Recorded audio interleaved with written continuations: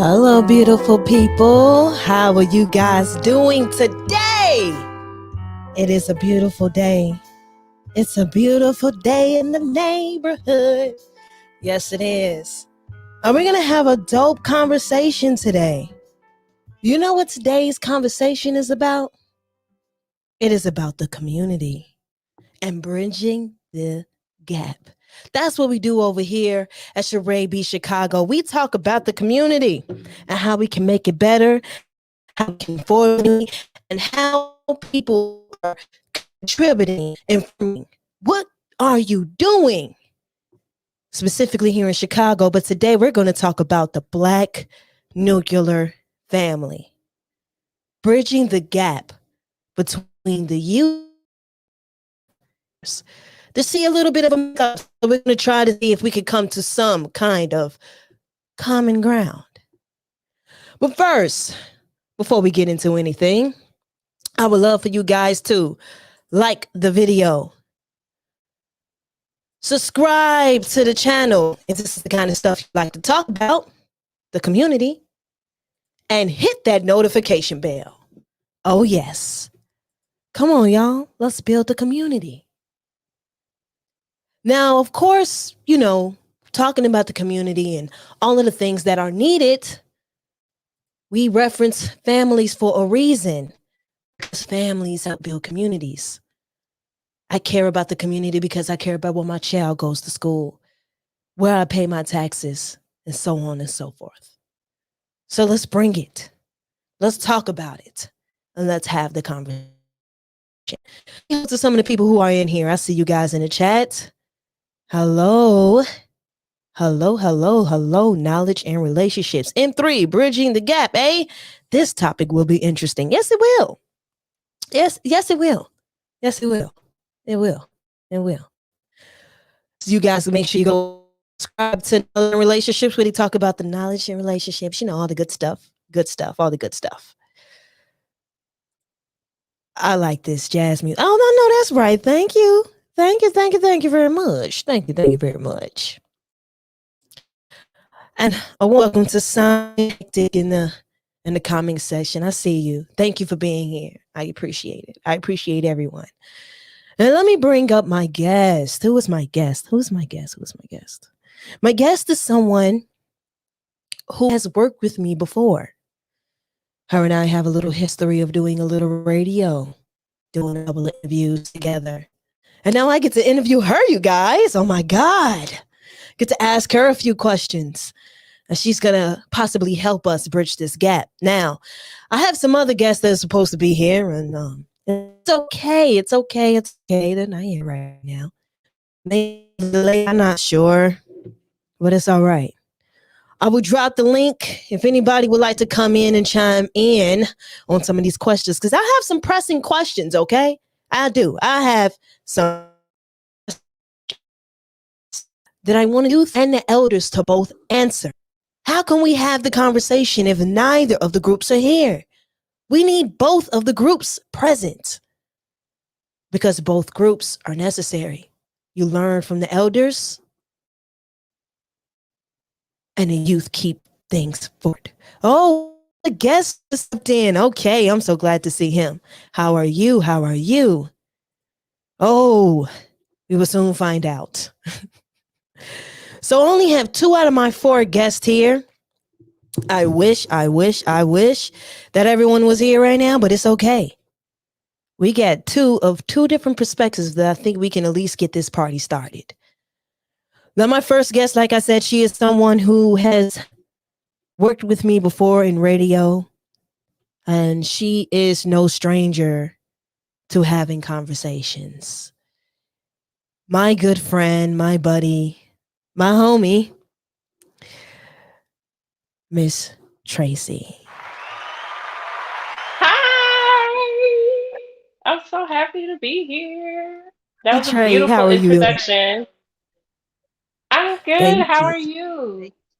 Oh, you're welcome. I'm great. Uh-oh, I think we still have a delay.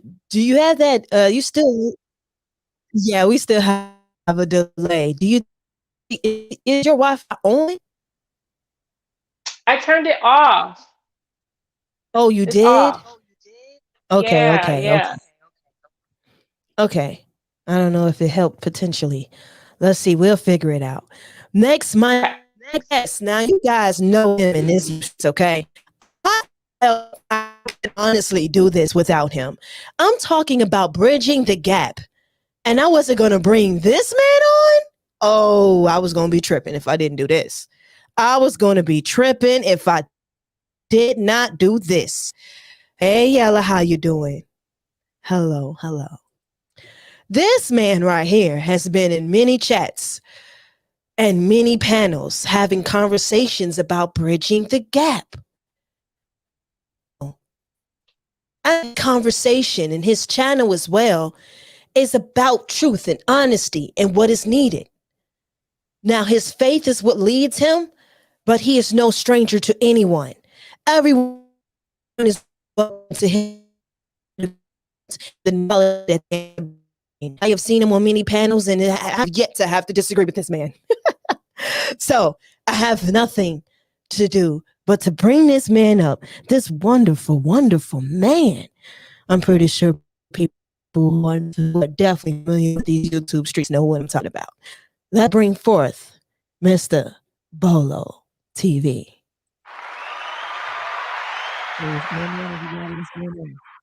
How you doing, Bolo? Hi. I'm so delighted to be here. Thank you for having me. Thank you. And how you doing, young lady? Hello. Was that for me?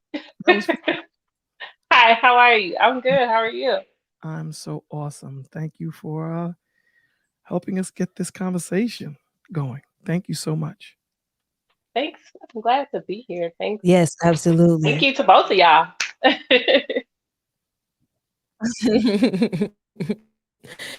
Jedi Mike said that my shift is almost done. I'll be on my way as soon as I can. Make sure you hit the like button and subscribe. Yes, absolutely. He is definitely a young man that I thought of when it came to having this conversation. So as soon as he has the opportunity to communicate with us, he'll be here. Thank you, Cloud Nation. I'm gonna see what I could do. Man, oh man, I'm gonna see what I can do because yeah, we got to make sure that this connection is fire because this is going to be a very uh I'm looking for a very productive conversation. Let's do that. Hey, Miss Juana Chica, how are you? She is also a Chicago native. Yella is a Chicago native. You know, I got to give shout outs to my Chicago natives every time. This is Chicago. Tracy is a Chicago native as well. Thank you, Simon. Now let's go get started. Let's get started with some of these questions. Now, I know that Jedi is listening, so if you could leave some comments down there, I will definitely highlight any of the questions until he is able to be here with us. So, I wanted also another elder with me, woman. Now, I don't know what happened, but I'm going to try to email her and see what happens. But let's get started. First question. My very first question. Hold on. Do the youth respect the elders? Why or why not? Let's speak to an elder first and see. Bolo TV, from your opinion, was seeing the youth respect the elders? Why not? Well, I want to answer your question. You're coming in a lot choppy, but do the youth respect the Oh, elders, or why not? I think there's a minority of youth that respect the elders, those that have access to both parents, those that have access to that have been through things and understand and value the wisdom. You know, a lot of the times life is not meant to be understood backward, right? It's meant to be lived forward, but understood backward. So it's not until we go through something that we can typically understand after we go through it. So I think a lot of these youngsters that have been through a lot of things in their life, they tend to understand and tend to appreciate the wisdom of the elders. Now, when we're talking about the really younger ones that have not gone through certain things, then I would typically say that there's a gap between the two. And I think it's due to the OGs and you know not understanding the young G's and understand that these young men and young women come with experience. And you know, a lot of the times when we talk to these youngins, we talk to them not acknowledging their experience. So that tends to put a gap between us, right? Because it's like a parent. When a parent has a child, because of the trauma or because of the type of life that they lived, they typically put that burden or that fear on the child themselves, even though that child may not go through what you went through. But because of the trauma that we've suffered, we put that on instead of just giving them the information and having them deal with it and retrofit it to themselves so that they can go into the world and navigate through it with the tools that we've given them. A lot of the times we build that fear around them. So I think Mm, that's probably the two main reasons why I would think that they would respect us. At the same time, they shy away from us. that's interesting. That's very interesting. Miss Tracy, do the youth respect the elders? Why or why not? I think it's kind of a mix of both. Um, like when I think of maybe are they called Generation Z? Is that their name? The generation like underneath us. Sometimes I I don't think know it about is, those yes. guys. No offense if there's any Generation Z people, but sometimes I don't know. But this is kind of like speaking to what he just said, like these generational differences and these gaps. Like we are who we are because of the generation that has come before us, that's laid out the pathway for us, and then we do the same thing going forward. Um, the reason why I say I think it's both is because it's really dependent upon the home training that you get. Um, some values that were kind of held up maybe 10, 15 years ago, maybe we're more relaxed about it these days, like people saying sir and ma'am, speaking to elders, and using those um, words to address somebody older than them. I don't know that everybody is taught to do that these days, because it's kind of something that I think has faded. But then also I think regionally, wherever you grow up, like in the South, Southern hospitality is a thing. Now, I'm not from the South. I don't really know a whole lot of people from the South, but I know that they're kind of raised with a different set of values and how you respect those that have come before you. Um, I kind of feel like just overall, people in general are kind of just losing a respect for each other to begin with. Because I just think people are more inward these days. But I think it's a mix, and I wish and I hope that the younger generation can continue to appreciate the elders that have come before them and show them the respect that they deserve. But I think it's mixed. Okay. Did you? Do I still Oh, sound okay. choppy before I continue? Yeah, it's a Oh my delay. goodness. You're better than before. You're better than before. I'm better than before. Okay, how do I sound now? Because I know I took the foam off. I don't know if that's the thing, because I've never I don't necessarily had that know. problem. Well, you're much better than So before. okay, good. So I hear what both of you guys are saying. I believe Bolo was speaking more on the lines of how the elders necessarily connect the dots with the youth and losing some faith. And you were speaking more so of where and how somebody grew up. Um, I do believe there's a little bit of a mixture between there. I definitely do, because okay, thank you. I definitely think that there's oh, there she is. She'll be here in a second, you guys.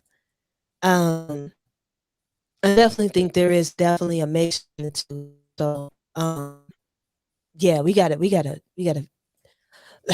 let's see. My next question: are the elders afraid of the youth? Why or why not? Sometimes we hear that, right? Where the youth won't even connect with the youth. The elders won't even connect with youth because they're afraid, because there's so many of them out there with the disrespect. So they're afraid to actually speak to the youth. So are the elders afraid of the youth? Why or why not? Since I started with Bolo before, I will start with you, Tracy. Well, I just feel like things are different now, right? So like in years past, it took a community to like help raise a child. So your neighbor or somebody that you know might help you in correcting your child, or it wouldn't be an issue if your neighbor corrected your child for um, misbehaving, or whatever.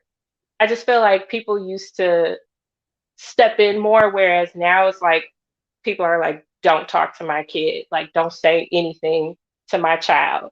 And so um I'm not really sure, to be quite honest with you. Like um I don't know, come back to me. I gotta think this through a little bit more. Come back to me. I lost my Okay. thought. Okay, Bolo, are the elders afraid of the youth? Why and why not? I think it's a mixture of both, right? Because when you stop communicating and you stop having the connection that you've had, I'll give an example. It's like if you have a pet that you've grown close to, and you can kind of think about what they're going to do and what they're not going to do. But if you're separated and you don't know what type of life that pet has fallen into, you're kind of withdrawn because you don't know what the reception is going to be. As the majority of the OGs and OGettes, there is a disconnect from the younger generation. So I don't want to say it's more of a fear, but more of a disconnect to the point where they're like, we're too far removed, right? And no one is willing to stick Mm, out that hand. So with that being said, when you have it's kind of like the gender war, right? You have men blaming women and women blaming men, and no one actually right. sitting there and saying, okay, this is what I did. This was the part that I played in it. I'm going to stop pointing fingers on you, and I'm going to actually take accountability and responsibility for the part that I played. So I think that once we get to that point where the OGs need to understand that these youngins have information to give us also, right? Because there are things that are happening in this world that a lot of us are disconnected from. They're still in the streets, right? A lot of us are not, right? Some of us are still out there mentoring, a lot of us are not. So that information is a tandem dance. Sometimes we're going to lead, sometimes they're going to lead. The one thing that we have as OGs over these young G's is the experience. They have the wisdom, they have the knowledge. But the one thing the book says is to gain understanding of such wisdom and knowledge, right? And understanding comes from experience, knowing how to apply such knowledge and wisdom. So I think with the two being meshed together, we can bridge that gap. I don't think it's fear. I just think it's a disconnect to the point where they're saying they don't want to listen to us, and they're saying they don't want to listen to us. So I think that if we start talking to each other to understand each other, not to respond, I think we could start to bridge that gap. I raise my hand. I like what Okay, you Tracy. said. Right before you chime in, right before you chime in, I do too. Right before you chime in, my next guest is backstage, and I want to bring her up, and I want to give her a proper introduction. Now, this woman right here is also a Chicago native, and she is one of a kind from these YouTube streets. She is much well respected. Anybody who disrespects her, the rest of us come out in her and come out for her. We do not play about this woman, okay? She gives a lot of different perspectives because of her background and the things that she's seen and the things that she has done. And that is what elders do. So I had to properly bring up this woman right here, Miss OG Patrice.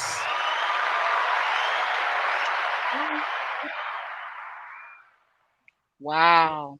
Hey, Hey, girl. Hi.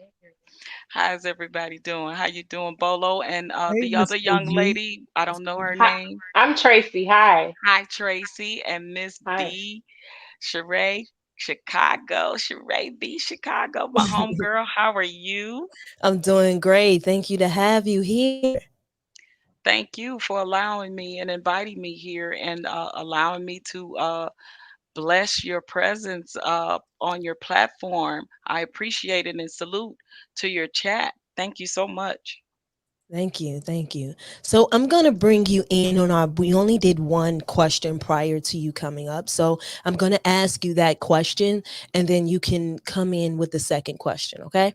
Sure, and my apologies for my tardiness. I am on a different time zone and I totally got it mixed up. So my It's, apologies. I've been there. Thank you. First question. Do the youth respect the elders? Why or why not? Whew. Wow, girl, you coming already with the loaded gun.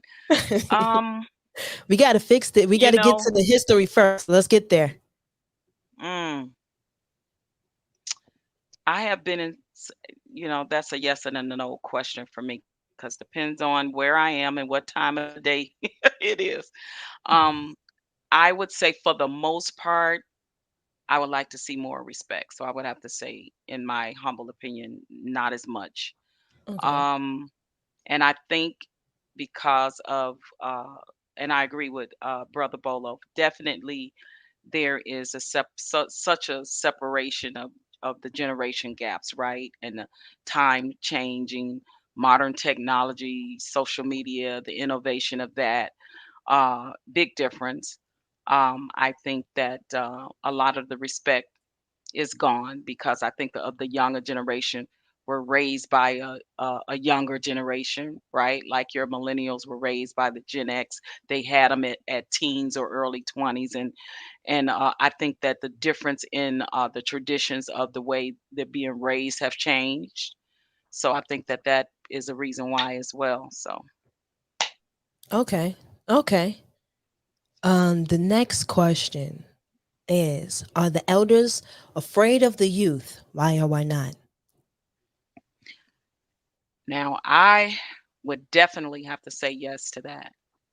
Um, Okay. I have witnessed a lot of elders, and I've been afraid in certain predicaments to even say something to some of the younger generation in certain spaces, fear of because of the violence that has happened to the elderly.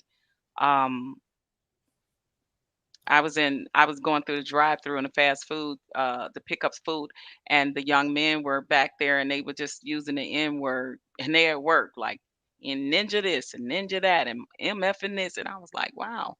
Mm, I know, even at a fast food restaurant, when I worked there, I didn't, we couldn't, that type of behavior was not tolerated.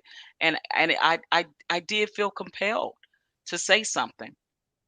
I didn't feel afraid in that incident, and maybe it was because of the surroundings, right? mm. But I Okay. Yeah. think surroundings make a lot of difference. But I have heard so many elders said that they are afraid of the youth because of the violence and because of the disrespect.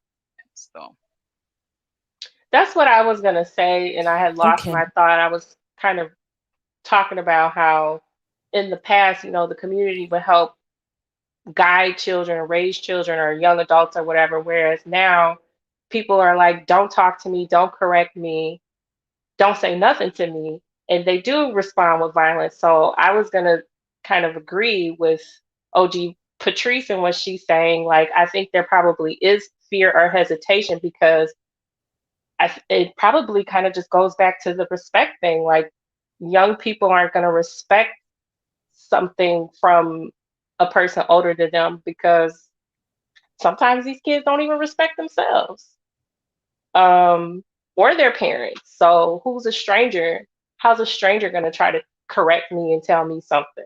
You know. So Mm. that's all I wanted to say. And let Yeah. me I Brought it back. let me go add, ahead, Bolo. what's so important is the connection that we need to build with the youngins. Because like Traci said, no one is going to accept admonishment if I don't have that connection, right? Truth given without love is a weapon.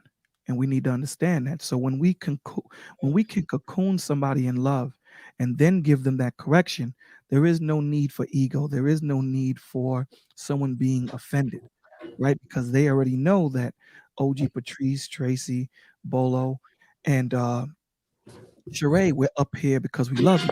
So there is no need for you, to puff out your chest. We're here to help you. So now you can focus on being a better person and being a better version of yourself and taking what's being thrown at you in love, opposed to not having that relationship, right? So it's like if Charae comes to me and say, Yo, Bolo, we have a relationship, right? And she says, Yo, Bolo, last week your breath was humming. Knowing that that's my sister and knowing that's coming from love, I'm gonna be like, word, thank you. Now, if I don't know her and she, man, your breath smells like garbage, it's still the truth. But instead of me growing from it, it harmed me, right? So instead of me taking it and growing with it and understanding it, what am I gonna do? I'm gonna attack back. And that's the part of the disconnect that we have with the youngins, because for them to be admonished, we have to have that relationship. We have to bridge that relationship to let them know that we're going to judge you because everyone judges, right? We're not going to condemn you. And that's the difference, right? Mm. We're going to judge you and say what you're doing is wrong. Hell, you can say what we're doing is wrong in certain instances. None of us is perfect. However, we have to have that relationship so that what we are saying is received the way we're delivering it. Okay. I like what you said. That's true. I think a big part of what you're saying, Bolo, as well as OG Patrice, is because like you guys were saying, and Tracy as well said that in some instance the youth saying something or the elders saying something to the youth, you get much attitude, like who are you to say something to me? And then sometimes if it's not attitude, it's violence, right?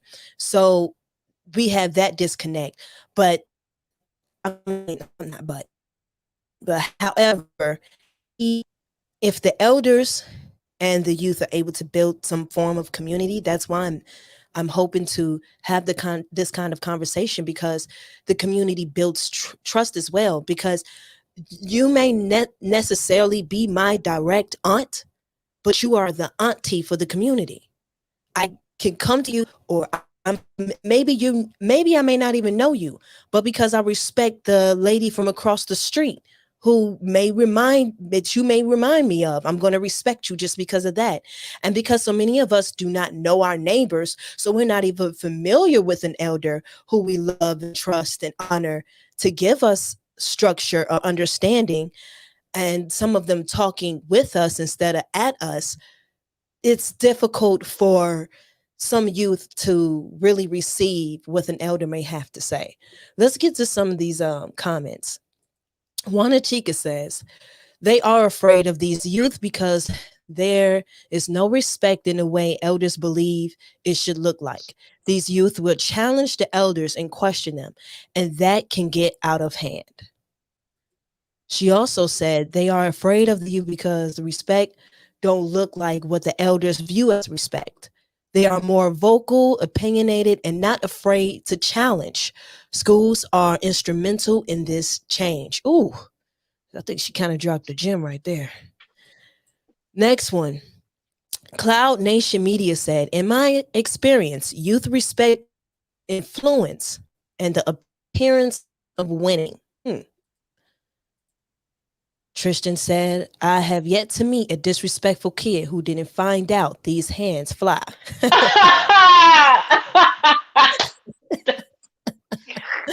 Only Okay. Tristan will say something like that. Only Tristan. Okay. Okay. Is this not something our parents spoke on in a similar fashion? Yeah. Hmm. Yeah. Okay. That's a little bit. Not really. My parents, I think my generation, my mother, um, no, they respected the elders, but it was trickling down a little bit. I think it started to get it a little out of hand in my mother's generation, and then it just got worse, in my opinion. Um, Schools are teaching students to question adults and be opinionated. The youth have no boundaries, but millennials, apologize, we've raised our children differently. Yeah, millennials definitely changed. Oh, yeah, they raised their children differently. That's a Great. good point. That's a Yeah. really good point. You wanted I to would, say I something just, to that? y- yeah, because I think about conversations I have with my mom, um, and she's just like, when it comes to being a mother and parenting and things like that, she's just like, your generation is different. You guys ask questions like that person said. We ask questions, we challenge the norm, and I think we've been given the comfort and the space to be able to do that. Mm.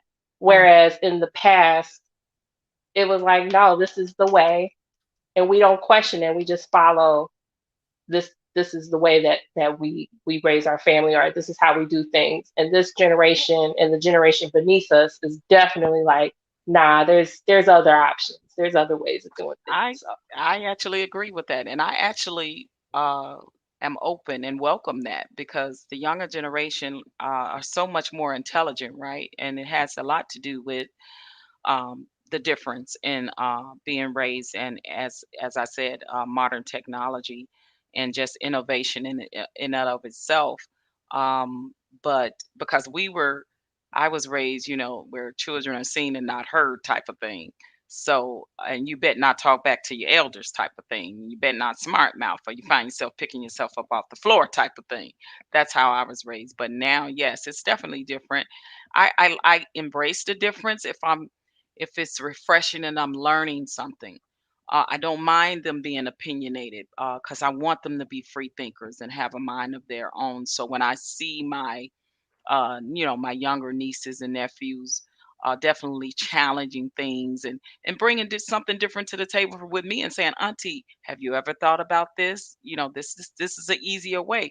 Well, let me show you how to do this. I welcome those things, absolutely. Um, but if it comes with an attitude or disrespect, then that's where the problem comes in. And again, that could be also the way they being raised differently as well. I think that with everything that the lady said is on point. However, when we use certain words invoke a thought process, right? So when I say that I am going to challenge Tracy, it invokes a thought process. If you're going to question, ask for an explanation, then it doesn't bring up my guard, right? So Mm. if I come to a young G and I'm like, I'm going to challenge you, automatically defenses go up. And a lot of times, these young men and young women, they have a bravado about themselves when they challenge, right? They have a bravado. A lot of the times when they question, there's not an issue. But when there's a bravado behind it as if they've lived life. See, the difference between theory and fact is when you've taken your theory off of paper and actually take it into the world and watch it either fail or work. And a lot of the times, these young men and young women, they're still in theory stage, right? They're still trying to figure things out, Yeah. right? So we may not have gone through the things that they've gone through, but we can give them some type of clarity and something similar to what they are going through. So there has to be humility on both ends, in humility and when we speak to these young G's, and humility for them to receive it and hear, right? Because even when I'm counseling young men or young women, I'm still coming as a person willing to learn because I don't know everything. And I think that that's the point that we have to come from. I don't know everything, and I'm open to the point that you have something to teach me, right? Mm. So if we don't come from that point that you can't teach me anything, I think that we need to have our garrisons down so that we're able to communicate with each other. Because right now, at the way it is, we can't because men, older men are moving a certain way and they're thinking that these young men don't know anything. So these young men, they have a chip on their shoulder. They got a point to prove. You know what I'm Mm. saying? So when you come to them and you talk to them in a certain manner, as if this is not a man, he may be a young man, but he's a man. So Mm. we have to be able to converse with them in a way that they can take this in, right? Scriptures tell you to the weak, I become weak, to the strong, I become strong. So we have to know the audience that we're speaking to. So if I'm speaking to a young man that is strong minded, then I have to come to him in that manner so that he understands the way I'm coming. But a lot of the times when we're talking to each other, it's like a battle. The pissing contest, who knows more? And it's not about who knows more because someone is going to have to lose. In an argument, someone loses. Mm. Someone has to lose. When this is not about trying to argue, this is about trying to grow. So instead of me trying to win this argument, I'm trying to uplift us both, and you uplift me, uplift each other so that Mm. we both can move and win. Can I just elaborate because what Bolo said was something profound. It's like the way you come to the younger generation too. It makes a difference because that incident I was talking about in the restaurant, and I saw those two young men, using the N word and throwing the mofos around like nobody's business. And I said to Mhm. them, I called them young men, and I said to them, I say, you are two handsome young men. I said, "You shouldn't have such ugly mouths, though." I said, "The words that are coming out your mouth and you in your workplace, you should respect yourselves and the people around you more." And they looked at me and they went, "Yes, ma'am. Yes, ma'am. Yes, ma'am." So they acknowledged that fact. And then I made a joke after it. I said, "I ain't that old. Don't call me ma'am." And then they just laughed and we all laughed. And it was taken in a way, it was taken in a way that they received it better. So I definitely agree with Bolas. It's how you communicate with them because they know that you're older, but they don't want you talking down to them. They want you talking to them and in a effective way. So I had to let them know that, yeah, I was once young too, and I can relate. I know, how it is to use slang or ethnic language, but at the same time, no matter what, you at work and there's people around you, and be respectful, call them young men, and then have that joking moment, in there where they can know that you are relatable, that you're not, trying to scold them or anything like that. So I definitely agree with what Bolo says about that. The how you communicate and the way you communicate is definitely can be a deal breaker of how the reaction comes back at you. Yeah. I agree. I totally agree. I've heard of different elders who spoke of that as well. A friend of mine, mom, said that everyone has the agreement that young men should pull their pants up, right? And she said one of her ways of letting young men know is she come up to them and they said, "Now you will look so much more attractive if you pulled your pants up."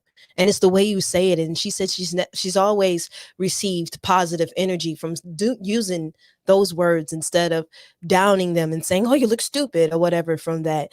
And I know experience that I've had. I think I've spoken to people before when I had to realize that as someone who's 31, someone who's 20 is going to see me as an elder to them, right? So I have to realize that I know Tracy's around my age, so she's shaking her head, but I it's, know, it's the sound truth. funny, don't it? It's, Sound funny. it sounds so weird, but it's the thing is, I have to understand that it is the truth. Whether I can accept it or not, it is a truth.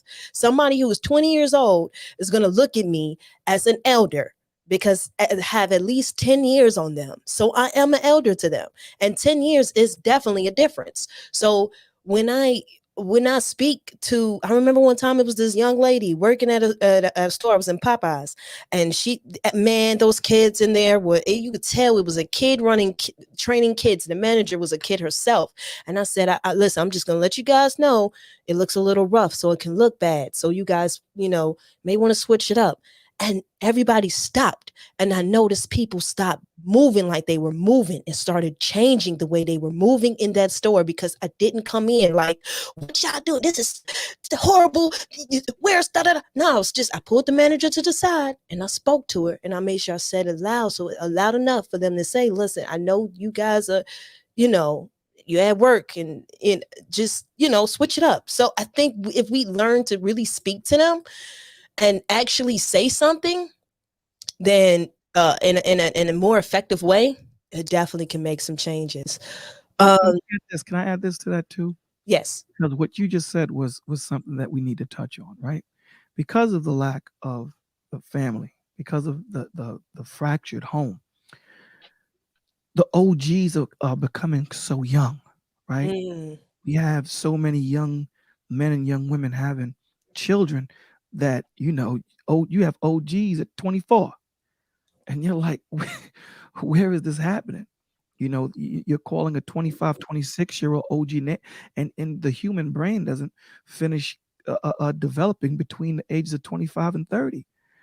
So there's certain things that we're asking these young men and young women to do that their brains are incapable of doing because it hasn't fully developed yet. So, back, in the days we had, there was definitely a gap between the OGs, at least 30, 35 years between ages. But right now, because the home is so fractured, you have children raising children and they're trying to figure it out, and the one thing that is so important as an OG or a Joe OG, and OG Patrice can correct me if I'm wrong. The one thing that goes with being an OG, an older elder, is patience. Oh, That absolutely. that is so hard to figure out. Just being patient, right? And the one thing I say that is so important for me, more than prayer, right? The most important part of a prayer for me is being patient and waiting for the answer. A lot Mm. of us are not patient to wait for the answer. A lot of us, as a young man, you want that woman. You see everybody holding hands and everybody happy, and February's coming around, and that little white dude with the wings and the arrow is running around shooting people and making them fall in love and all this stuff. And we want to be a part of that, right? We don't want to take our time to get to know us or get to know me as a man and know what I have to offer and what do I have to offer? What's my focus? What's my intention? What's my direction? I want to be involved now. And we jump into this game not knowing the full game, not Mm. understanding it. It's like getting into music. And I know OG Patrice is going to understand this because I did music too. So you jump into music not fully understanding the business part of it. You're just an artist. You just want to focus on the artistry. And by the time you figure out what the business is, you done been robbed, you done went platinum 4, 10 times, Ooh, and you honey have child. nothing to share for it. You know what I'm saying? So the thing is being still, being patient, and just understanding what's going on around you, taking that information. I say to people all the time, vision is so much more important than sight because sight just deals with your eyes. Vision deals with thinking, it deals with touch, it deals with smell, it deals with feeling, it deals with getting advice from other people so you can get that panoramic view instead of having that snapshot. So Mm. just focus on vision, focus on you. The woman is going to be there, the man is going to be there. No one is going no place. They're all going to be there, but get to know you. Mm. Yeah. Absolutely. I just to make one small comment behind it, because that's how I got my name, right? And I tell people because that's what we called them back when I was a kid, and they helped raise me. It was a community back then, and that's another thing that's lacking. Like there's no OG communities anymore that's helping raise the kids on the block in the community in the neighborhood. So being born and raised on South Side of Chicago, I had that my whole life. I had that when my mother wasn't home or wasn't looking or didn't know. Oh yeah, it was some OG in them streets. Like where you going? Your Mm. mama know you. Like that type of thing. Like you don't see that anymore, and that's what's missing. Let's get to this next question because I think it is a very important question. Um, we ask the questions, and sometimes we have an idea of why. And after we figure out why and we think of why, we really have to ask ourselves something a little honest. Do the elders want to reach the youth?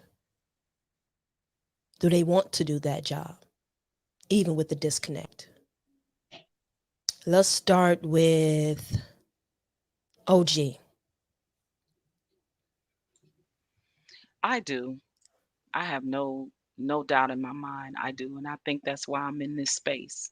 Matter of fact, I know it is.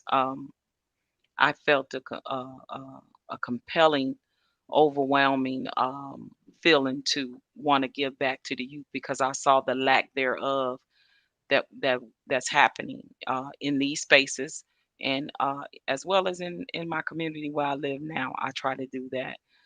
Um, and Okay. with that being said, I felt like I owed it. I owed it because I think I do to a certain extent. And I think that part of it is lost in with certain generations because I think the OGs that helped raise me felt compelled that they owed it to me. So I feel compelled to pay it forward as well. I just do. I don't know. I want to see the youth do better. You always want them to do better than what you did. You're there for teachable moments. You're there as advisors, counselors. You're there to also listen and learn. Um, Seeing that I knew what the 80s generation with the crack cocaine epidemic did to a lot of the children of today now that is struggling, picking up the pieces still 30 years later from that, and how that was a very harsh detriment to our community.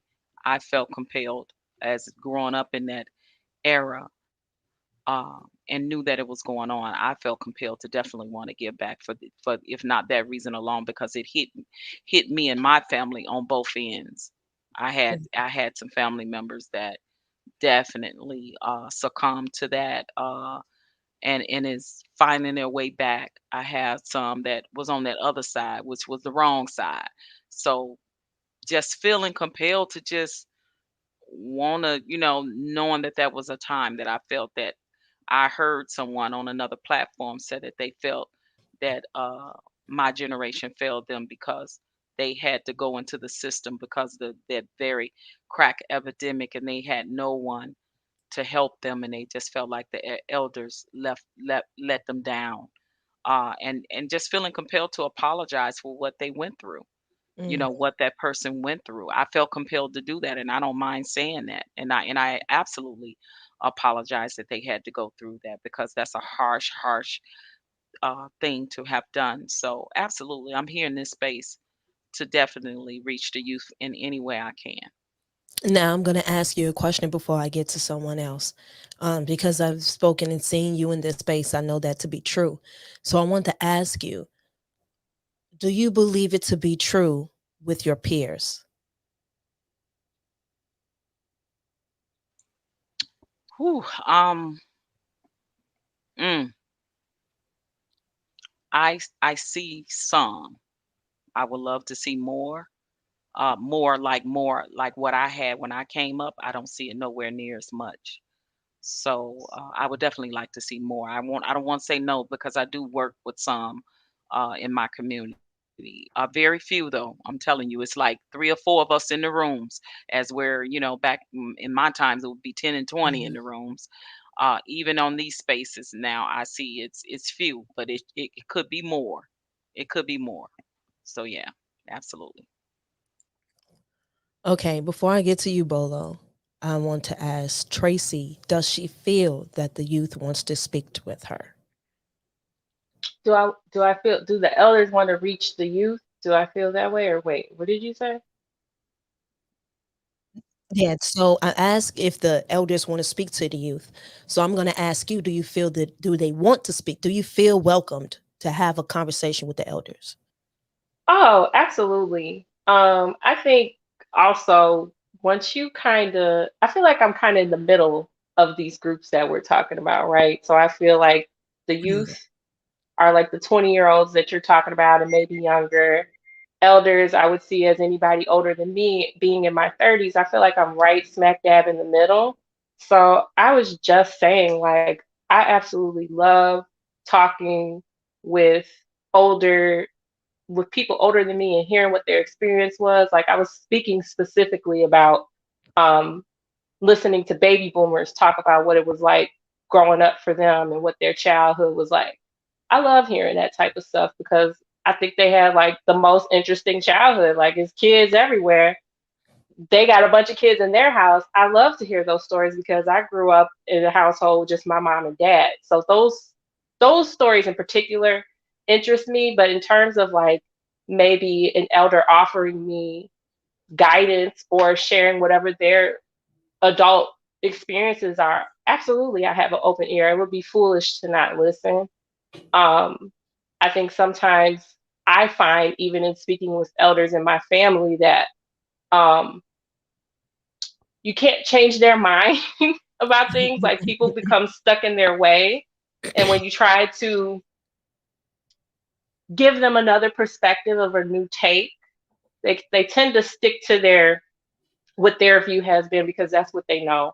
And that's okay. I mean, I guess I could hope for a more openness, kind of like what OG Patrice is saying, like, she's open to receiving and learning from the youth just as much as she wants to give. So, um, but when it comes to speaking to older people, absolutely, I welcome those conversations. Okay, great. So, Bolo, do the elders want to reach the youth? Um, Let me add to what OG Patrice said, right? There's two things on my platform that I request everyone to do. And it's pay attention and pay it forward. It's the only two things we ask you to pay, right? So when we're talking about the OGs, now again, we're not going to make this too biblical, but you introduced me as such, so I'd be wrong if I didn't even go there, right? First Thessalonians 5:14 says, "And we urge you, brothers and sisters, warn those who are idle and disruptive, encourage the disheartened, help the weak, be patient with everyone." That is our job as OGs, as elders. That's our job.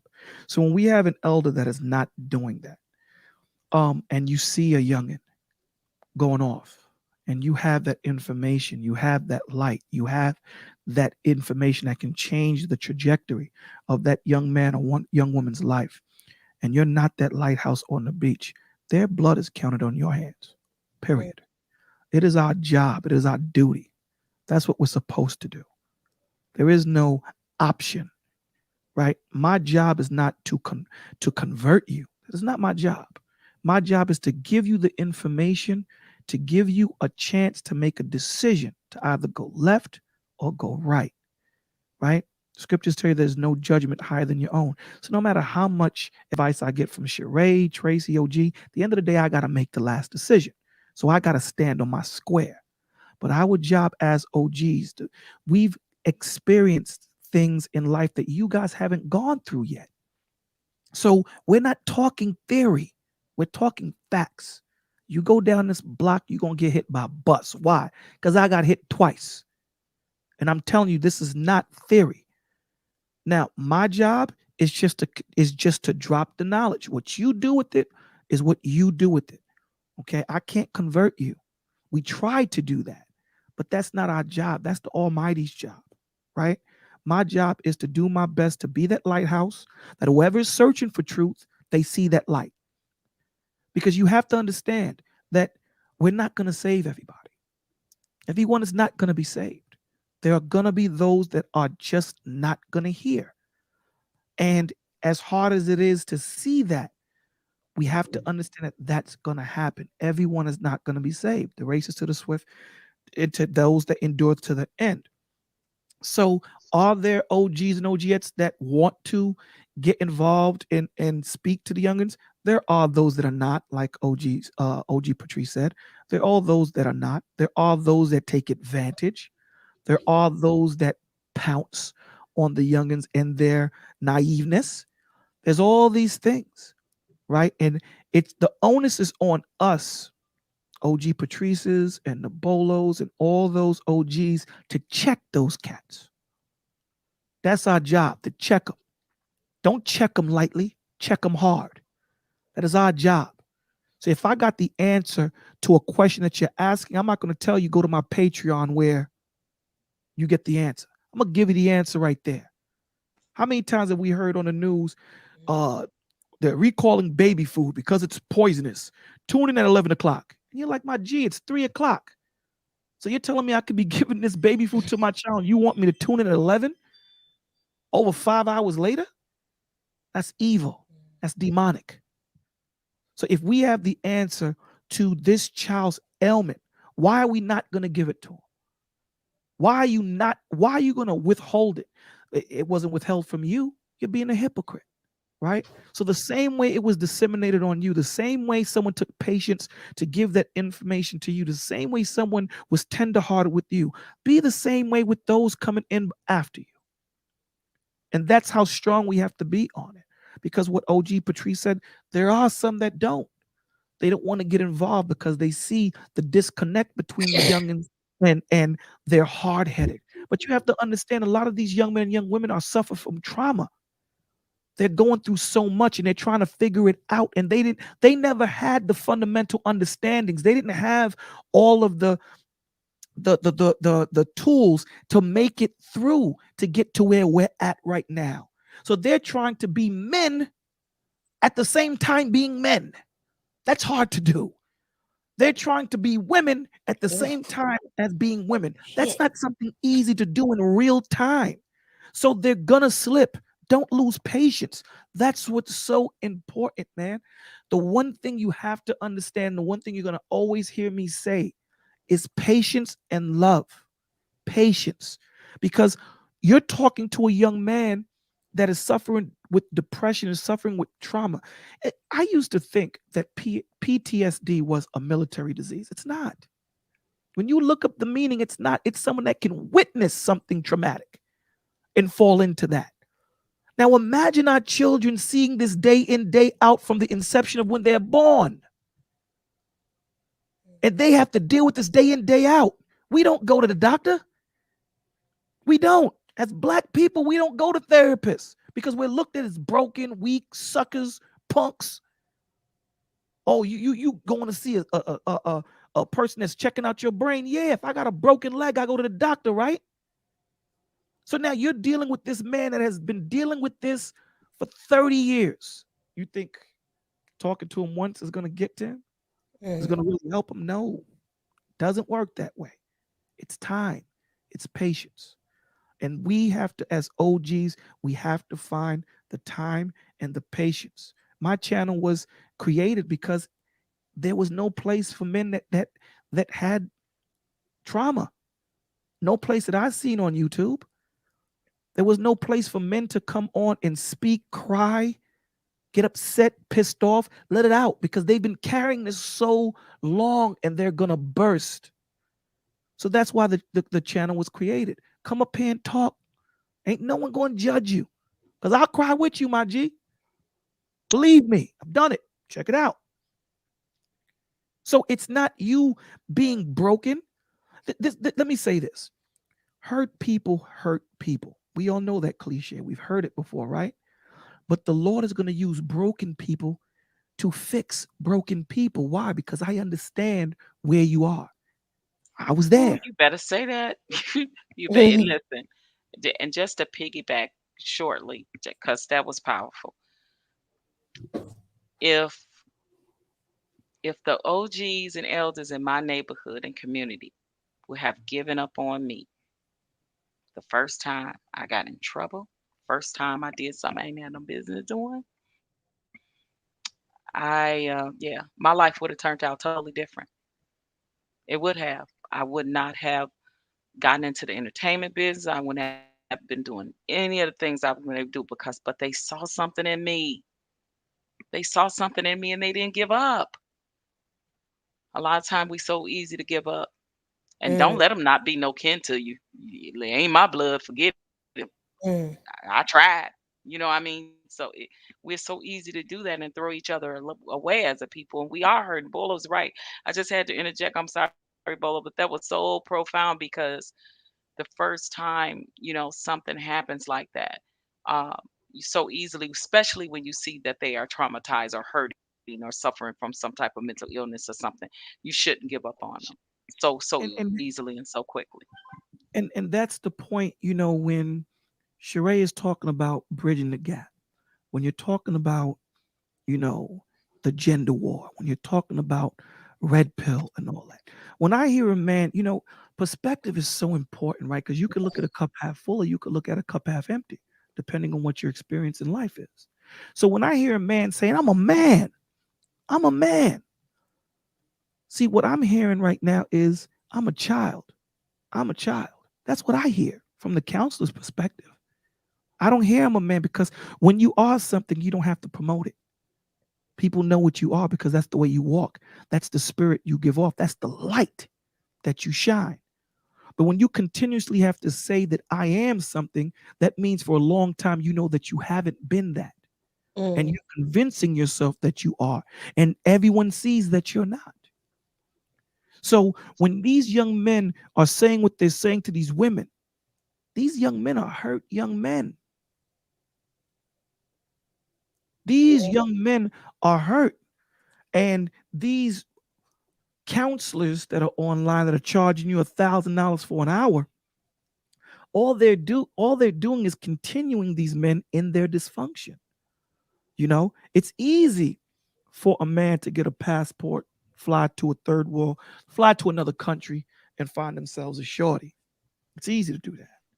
It's harder for that young man to sit down and actually find out why his girls keep breaking up with him and looking in the mirror and saying, I'm the common denominator between these women. I'm the problem. It's easy to say it's her.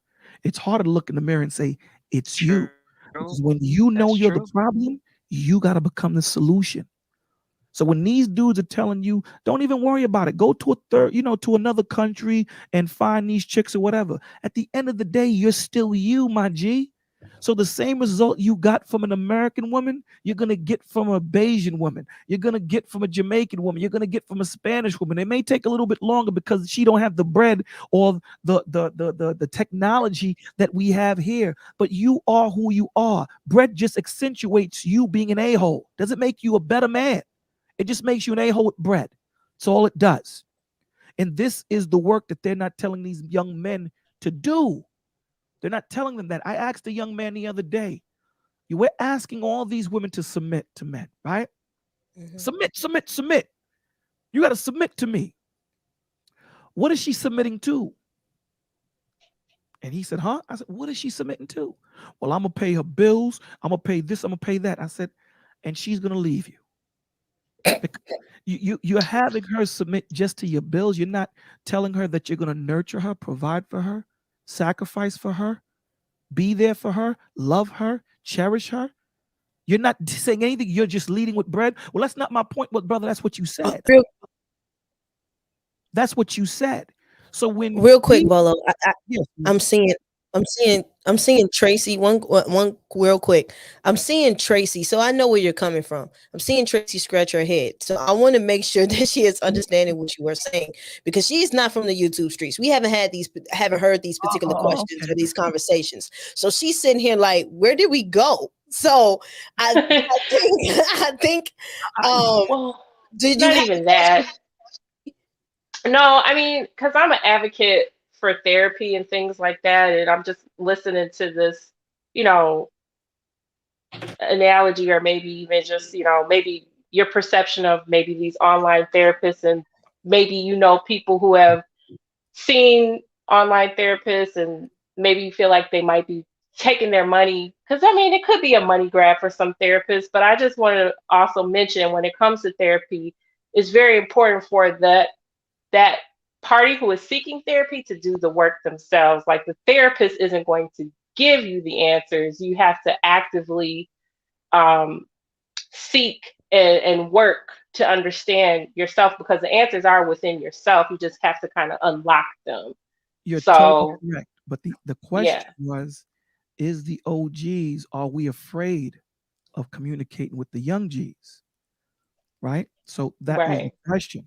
So a lot of the times these young men that are suffering with trauma and these young women, they don't know that they have the answer. The answer's been lost from them a long time.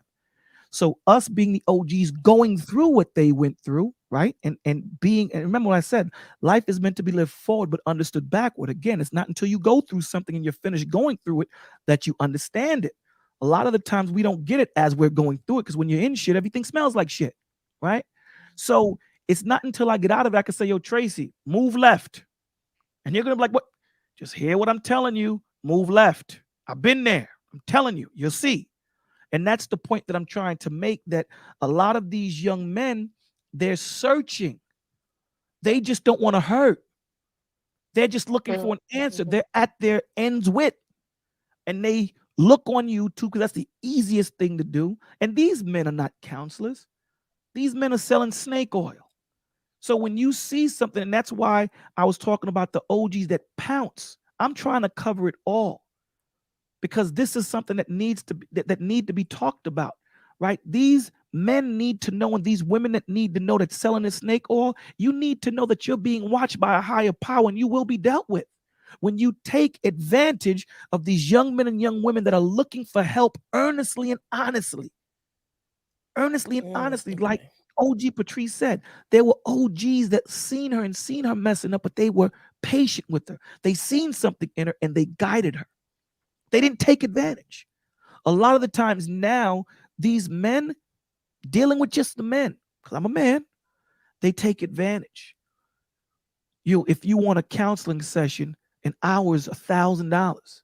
And these young men see what you're doing on YouTube and not know that it's a farce. It's fake. You're not living that life. It's all smoke. It's all fake. It's veneer, right? They don't understand it. So the point that I'm trying to make is, the men and the women that are leading these young men and women astray, there's something for you at the end of it. It ain't going to end well Mm. for you. I promise you, it won't end well. So if you are not one that understands what to lead, then don't lead, my G. Then don't do Mm. it. Stay on the side, let someone else, like OG Patrice or someone else, do it. If you're incapable of doing it, don't just strap on a shirt that says counselor and that's what you are at this point, because that person's life, their blood is on your hands. So again, to the OGs and the OGettes, it is our job to reach back and pull these young men and young women up with us. I'm nothing without you. What am I? You are my legacy, not just my children, but the kids coming up behind me. That's my legacy. That's my family. That's my heritage. So for me, just to look at myself and say it's about me, you're in the wrong job. All right, I let's agree 100%. yeah, I definitely agree. I definitely agree, and I let him go because um I know it was necessary. That's all I'm gonna say. The next that I want to get to, the next question that I want to get to, do the next question right here, because we're speaking of the elders and everything, right? And the gap. So when you have a bridge, right? Because there's a gap, that means there's a connection on one end and there's a connection on another. So speak of the elders who need to reach out, need to make better decisions to reach out and have better conversations when they are reaching out to the youth. So my question is, and he mentioned this earlier, I wanted to shine his comment real quick because I just want to let him know, like, I saw it, but I'm also here, right? I'm also here with the right questions. He said, do you think the youth is seeking counsel from the OGs and big homies? So that was definitely leading to my next question. Do the youth want to connect with the elders? I want to start with OG and I want her to think. Does it, from your experience, there's a scene when you were speaking, um, and you try to communicate with an elder, with a youth, with a youngster. Do you feel that some are opening their eyes a little more to the possibility of, or yearning, even if they reject you, are they possibly yearning for a connection with the elders? This is a great question. And I would say absolutely yes. I know that I'm making a difference now because I've given my phone number to certain people, particularly in in these YouTube streets, and I don't do that very often. But I wanted to be transparent and I wanted to be real. I've gotten phone calls and they ask me questions, ask me my advice, and I give it to them, and I give it to them straight up, no chaser. And it is not always what they want to hear, but I'm gonna give them the truth, whether they adhere to it or not. That's a different thing. But to know that if they didn't listen to me and it got a different outcome, they'll come back and say that to me. Mm, If they did listen to me and it adhered to, I'm glad I listened to you because I was in my feelings or I was this or that and I was angry or feeling away and I had to rethink it and thank you, OG. I listen, my job. I'm doing my job, and it makes me feel good. Now, if they don't listen, I, s- I still talk. I still tell them. I still say the same thing. I don't get mad because they didn't listen to me that time. I know that I have to keep, as long as I know they keep coming to me, I'm gonna keep coming to them. See, because I know if you don't want to listen at all and you just want to do your own thing, you are going to do your thing and you're not going to call me at all. So I know what I'm saying must be piercing your heart in some way, must be piercing your conscience in some way because you keep calling. You're calling me and you saying, "OG, what do you think about this? OG, I was thinking about doing this. OG, I'm pissed. Da da da." And whatever I say to you, whether you take the advice at that time or not, when it comes back and you continue to come back and keep in touch with me, that lets me know that I'm doing something right and that what I'm doing is worthwhile, that I'm making a difference because we can't pierce a heart in a moment's notice. Sometimes the heart needs to be healed before you can pierce it with something fresh and new again. So absolutely, that was a great question. Um, Tracy, when it comes to your peers and maybe even some younger than you, right? Because we're at an age where we're kind of almost in the middle. We at an age where we have some wisdom, but still to our elders older than us. Do you believe that your peers and possibly people younger than you are they yearning, even if they seem reluctant at first? Do they seem to yearn from some guidance from the elders? Um, I don't. It's so hard to say because I think social media and people kind of living in that space kind of clouds that from my perspective because people are focused on what they're seeing on social media and trying to be that thing. And sometimes it's they're trying to emulate people who are the same age as them or maybe a little bit older, like the housewives, you want to try to emulate those women and stuff like that. And so I don't I don't I don't see that very much. I don't see people younger than me seeking that type of advice or anything like that. Like I'll go to my mother, to bounce ideas off of her and things like that. But outside of her, I don't really feel like I have a lot of elders I would go to. Hmm. Um, and then even like from the perspective of me potentially being an elder to somebody younger than me, like I could offer something. I know they're not going to listen to me because people have to kind of just walk their path and figure things out through their experience. So you can kind of give some guidance and like, hey, watch out for this and that. And I've done that with some younger kids, but I know that we're on different wavelengths. So yeah, I don't know. Okay. I don't feel like it's much. It's not. We're not at a point in my age group. I think that it's something that we're focused on yet. I think like as you get older and you can look back and reflect, then some things come into to focus a little bit more and what you want to try to do for the people behind you. But like when you're in it, I don't think you're really thinking about it really. Mm. Okay. That's a good point. Before I get to Bolo, I want to read this real quick. Read this comment because it speaks to our age group from a young man our age. It's a tough position right now. At 34, I'm the elder to the kids' youth on one end, but still learning from the elders. I have to step into a leadership role while building the man I want to become. Yeah, sitting in the middle. Definitely sitting in the middle is one of those. It's an interesting space, as and they say at a certain age it gets harder to hear. So trying to still understand that everyone is still learning. That's why I like when Bolo speaks of still learning and I don't know everything, knowing that he's definitely an elder of mine. I like that because I think keeping an open mind to understand that the world is going to evolve. The train never is not going to stop. There's a baby being born right now. The train is not stopping. That means evolution is not stopping. It's going to continue. So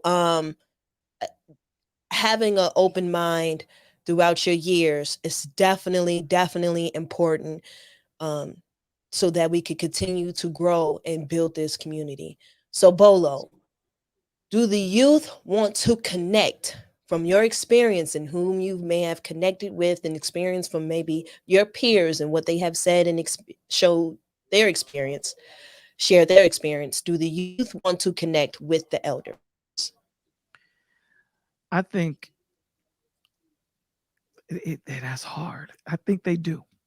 They do, and then they don't, right? Because as a young man, we're taught that we have to become that maverick and burn our own road, create our own road, Mm. right? We're not taught to. Your father blazed the road. Follow that road and just make it better.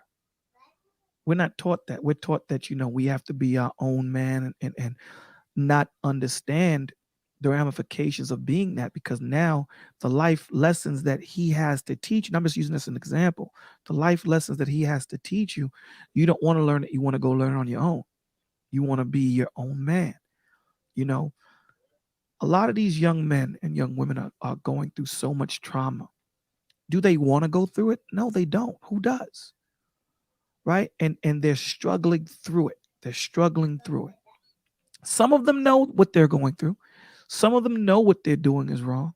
So let's talk about those that don't know, right? Like OG Patrice said, all I need to see is that eyebrow rise. That's it. Mm. Once I see that eyebrow rise, I know that I pierced something. I know I got something. And then you step back because you don't want to give too much. You want them to take the little that you gave, apply it, watch it work, and then come back and say, yo, you was dropping it like it was hot, my G. Now let me sit down. That's what everybody. That's what everybody, right? The best advertisement is word of mouth. Yo, this watch is fire. Let me tell you what it does, kid. I was sleeping and the thing was talking to me while I was sleeping and it woke me up. Are That's you from New York? Yes, Brooklyn. I love it. I love the accent. I just love it. That's when you're gonna say word. That's what it did. I felt the same way, Tracy. I felt the I same love way. it. I love it. So the best influence, the best advertisement is word of mouth. So when you sit back, there's something that we talk about in the village, right? We talk about the AAA, which is acknowledgement, acceptance, and application. Acknowledgement is acknowledge that you are the reason why you're in the situation that you're in. It's not because of nobody else, it's because of you, right? Once you can acknowledge that you're in the situation because of you, we now go to acceptance. Now you're going to accept the ramifications of the decision that you made. Now, in between acknowledgement and acceptance is the growing curve, right? There is no comfortability in growth. You're now able to open up your mind and say, it is because of me I'm sitting in this cell. You're not blaming nobody else, because once you blame OG Patrice, that learning curve where you could learn is done. There's nothing for you to learn. You're not becoming a better version of yourself if you're not able to look in the mirror and say, it is because of me. Now, once you're able to say that, all of the advice that you're going to get, because you're going to sit down with the OGs and say, damn, I robbed a bank for 5 minutes and I'm sitting in the cell for 30 years. The math does not make sense. And when you sit down with these men that got life, and they say to you, G, you got to do better. You got children. Now you're going to take that, and the last A is application.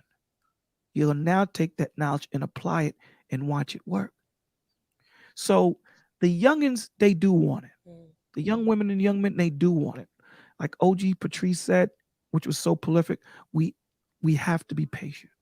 We have to give them a little bit, watch it work, and then let them come back. Because a lot of the times we want to overfeed them because we want the best for them. But we have to understand that we have to take the same steps that was taken with us. It wasn't given to us overdosed. Because when you overdose, what happens? You shut down because you don't know what to apply. But if you give me just one thing, like you ever watch Karate Kid? That dude had that one kick. When his ass was getting whipped, he stood right in that corner with his leg up, whether you came to him or not. He's staying in that stance. I'm not going nowhere. This is all I know.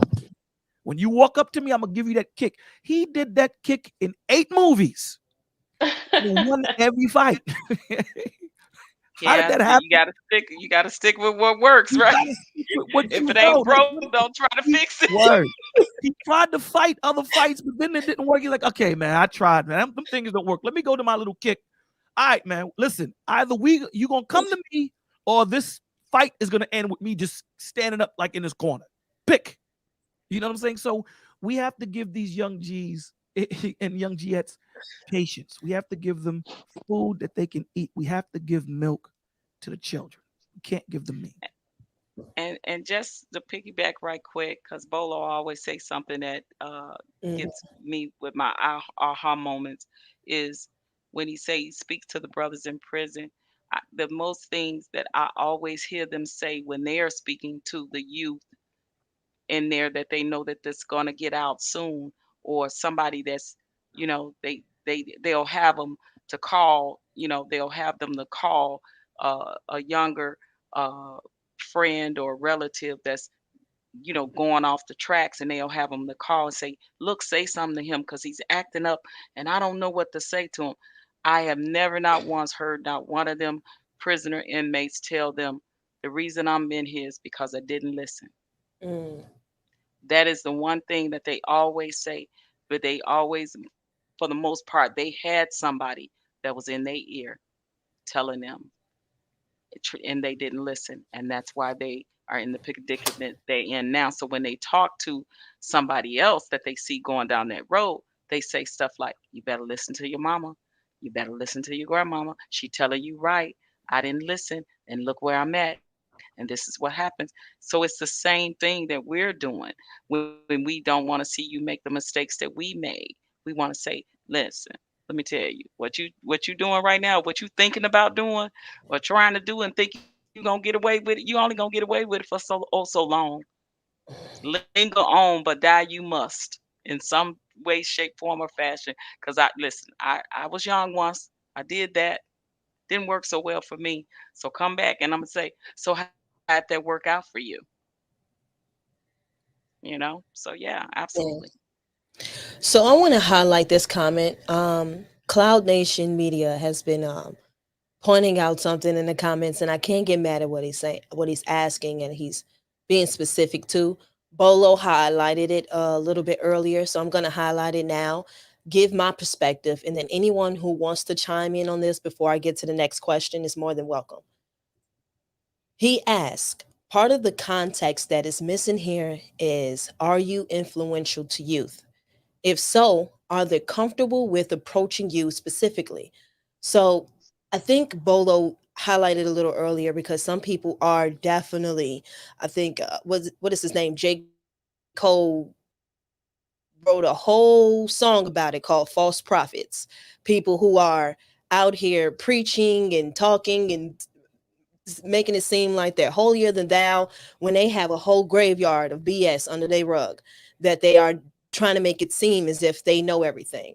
And sometimes that does cause the youth to be a little bit reluctant to come up to an elder who is not willing to hear, like you guys have said, that, hey, can you learn from me as well? You really don't have all the answers. You don't have all the answers, Sway.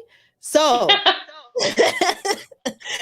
so it's one of those things sometimes where there become battles back and forth amongst the youth and the elders because the elder may feel they have all the answers, and all of youth the youth is the elders are feeling that they do have it. So one of the influential health. So I want to say this.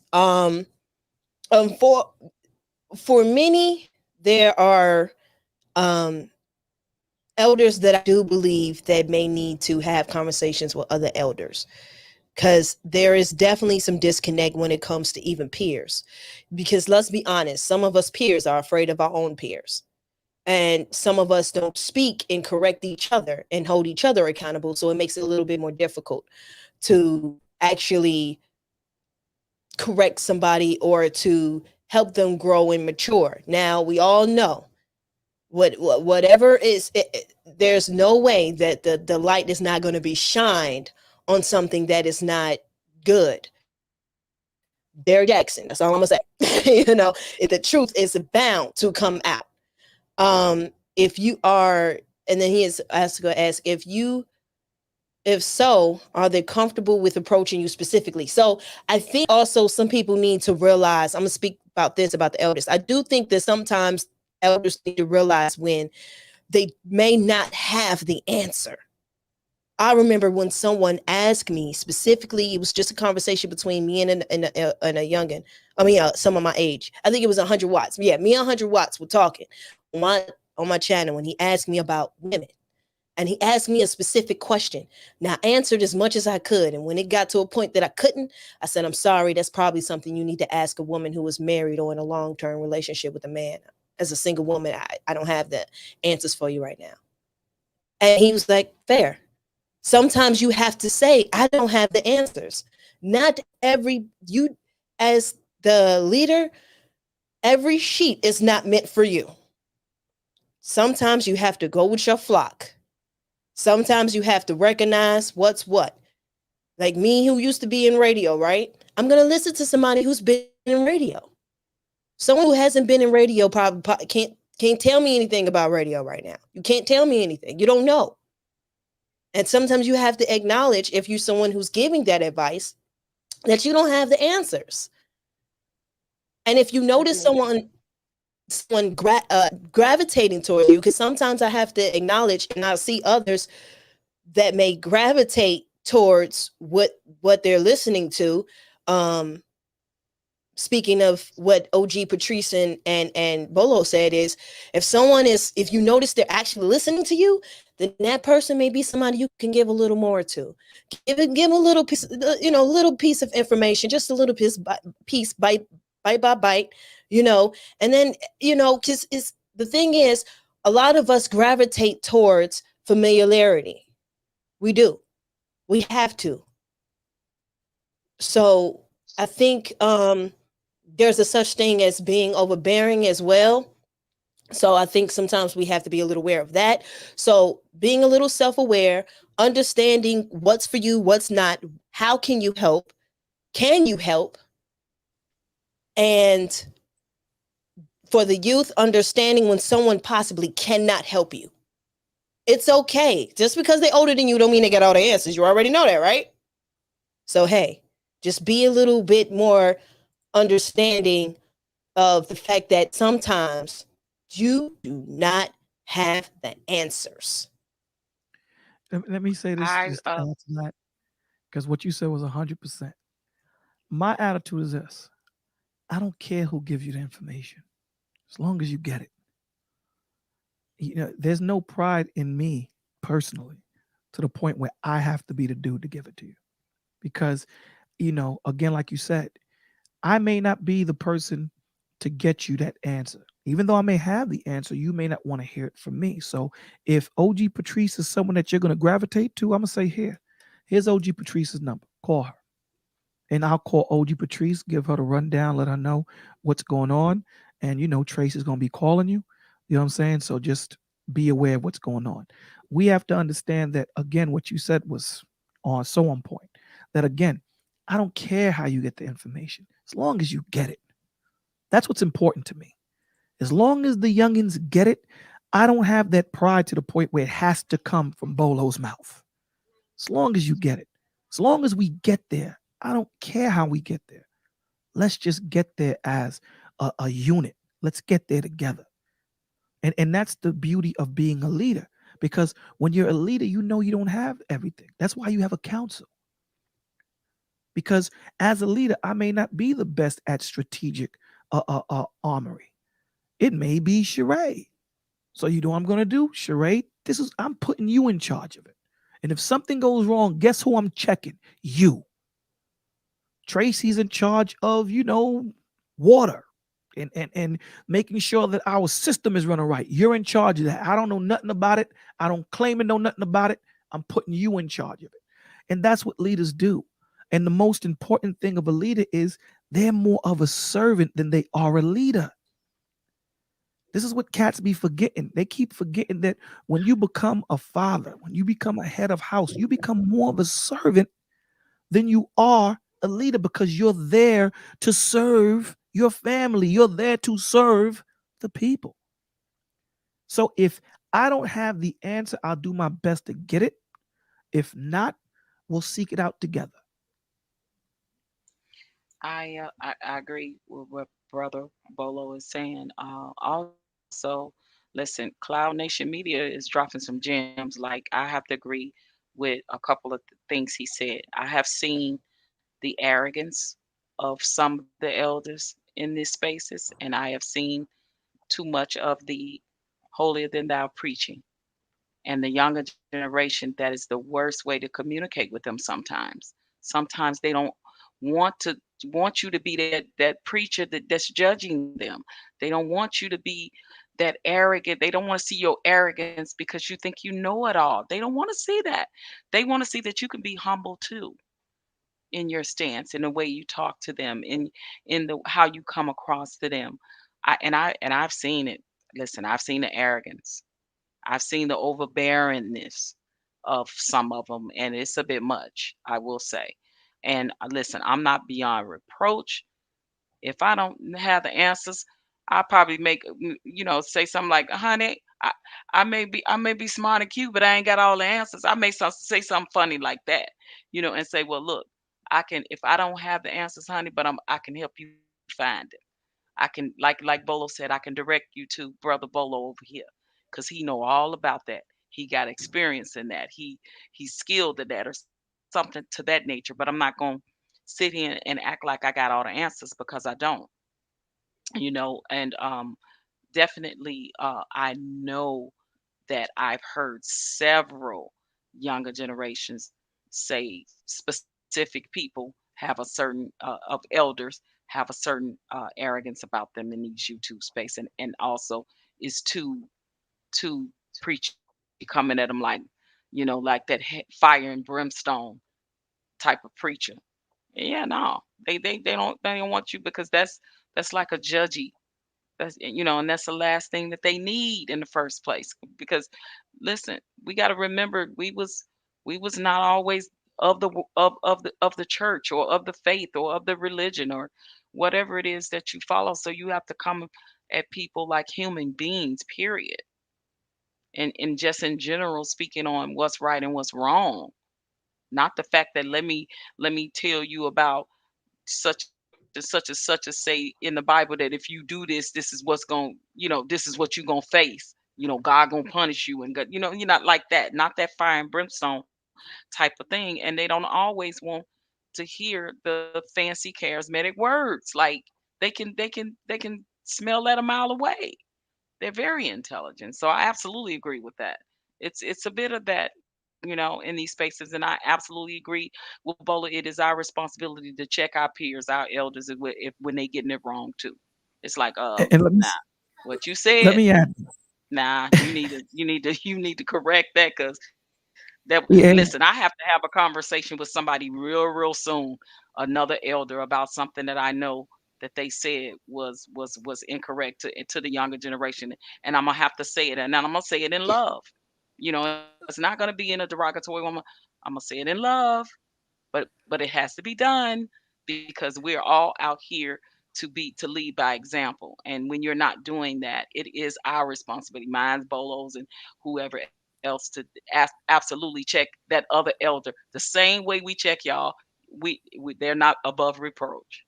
Period. let me add this. I had a conversation with. I was on a panel. I think OG Patrice, you were on the panel too, and I guess an elder was having a conversation, and this goes to what she is saying. And I made a statement, and the statement was, uh, the Bible is one of the only books that has over 100,000 historical documents that proves its validity.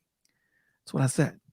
His response to me was, in the argument, do you mean veracity? And I said to him, that's the goddamn problem that we have in the black community right there.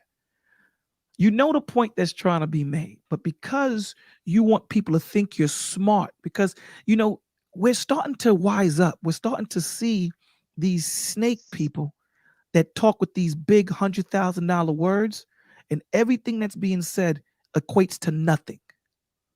It sounds deep, but when you sit there and actually break it down, Duke said nothing. Nothing. So my response was, whatever word you want to pick, let's move the conversation, man. Because I'm not going to argue with which word fits the sentence better. That's the problem as Black people. We get caught up on the nuances of nothing and not focus on the bigger picture of something. And it is our job as elders to check them even harder than I would check a youngin. Because you're the one that these youngins are coming to and they're looking to. They're inclining their ear to your voice. So you can lead this young man or young woman to destruction. This is why I went on that soliloquy earlier, that you have to be very mindful of what you say and how you say it, because the words that you spew can either build a person or destroy him. That's right. And you're right, Bolo. I was on that panel because the very question I asked just was getting swept under the rug, and then they wanted to give me all this charismatic mumbo jumbo, and you had to say something about that. It was just like, oh my God. So we Gets, be in these spaces and we see yeah, it them gets do it, conflated. and it's like we definitely gotta say something. I'll send you the link, Charae, so you can see it. But it gets conflating when you're sitting there and trying to have a conversation and people are talking about, we as Black people, we need to do this and do that. And my statement is, dogs, we can't even get it together on this panel. We can't get it together on this panel. And we're talking about trying to go after the people that run the earth. Are you kidding me? Are you out of your damn mind? Right now, our job is not to try and take anything over. Our job is to try and build back the family structure. Let's do that. Before we start trying to construct armies, let's start constructing families first. Let's do that. Okay. Let's construct the father figure, the mother figure, and the child figure, and the support system in the village and the community. Let's get that together before we even start about dealing with anybody else. Let's do that. Yeah, I want to say, because I'm glad you said that. I actually watched it. It was a little interesting because if he came, you could feel that he wanted to say something that may provoke some type of reaction, I guess. And I want to say this, just to reiterate it, because I'm someone who considers myself more spiritual and doesn't necessarily hold to a religion, right? But here's the thing, though. Here's the thing. Because this is something in the Black community that, for me, I see us doing it so much and it's so unnecessary, is that just because Bolo speaks from his space and I speak from mine, we can't teach anyone anything. The people that needs to go to Bolo are going to go to Bolo. If his words and what he says and how he preaches from what he believes in speaks to someone, let it happen. Because you have no idea what that young man or young lady needs in their life. What you believe in may not be for them. What he believes in may be for them. It's not my place to lead somebody with information that may not be meant for them. So if someone is attached to Bolo or someone believes in what I believe in more, then I'm for them. The issue is not whether or not in my personal opinion, we should believe in some higher being, right? But that's my personal opinion, right? So if we have that common, because we seem to have that common understanding in the Black community, that seems to be a common understanding that we need to believe in some higher being. So if his higher being it's like that when I was speaking earlier about certain leadership, it can even be with faith. I don't know how many times I done seen where someone went to a faith and it changed their life. They did a whole 180. There are in my other stream, we was talking about reformed thugs. You know how many reformed thugs are in the church and have a whole family now and no longer pickpocketing your door anymore because they found that faith? So you may not like Christianity or like anything else, but I have nothing against anybody doing better for themselves. no matter how they get there. So these certain conversations, sometimes we need to get past that. I mentioned Bolo's faith because I understand that what he preaches may reach somebody that may not like what I say. Some of what I say is not meant from some people who may even be in my channel. They may need to hear it from Bolo. They may need to hear it from OG. They may need to hear it from Traci. They gonna possibly say something that I may not have the answers to.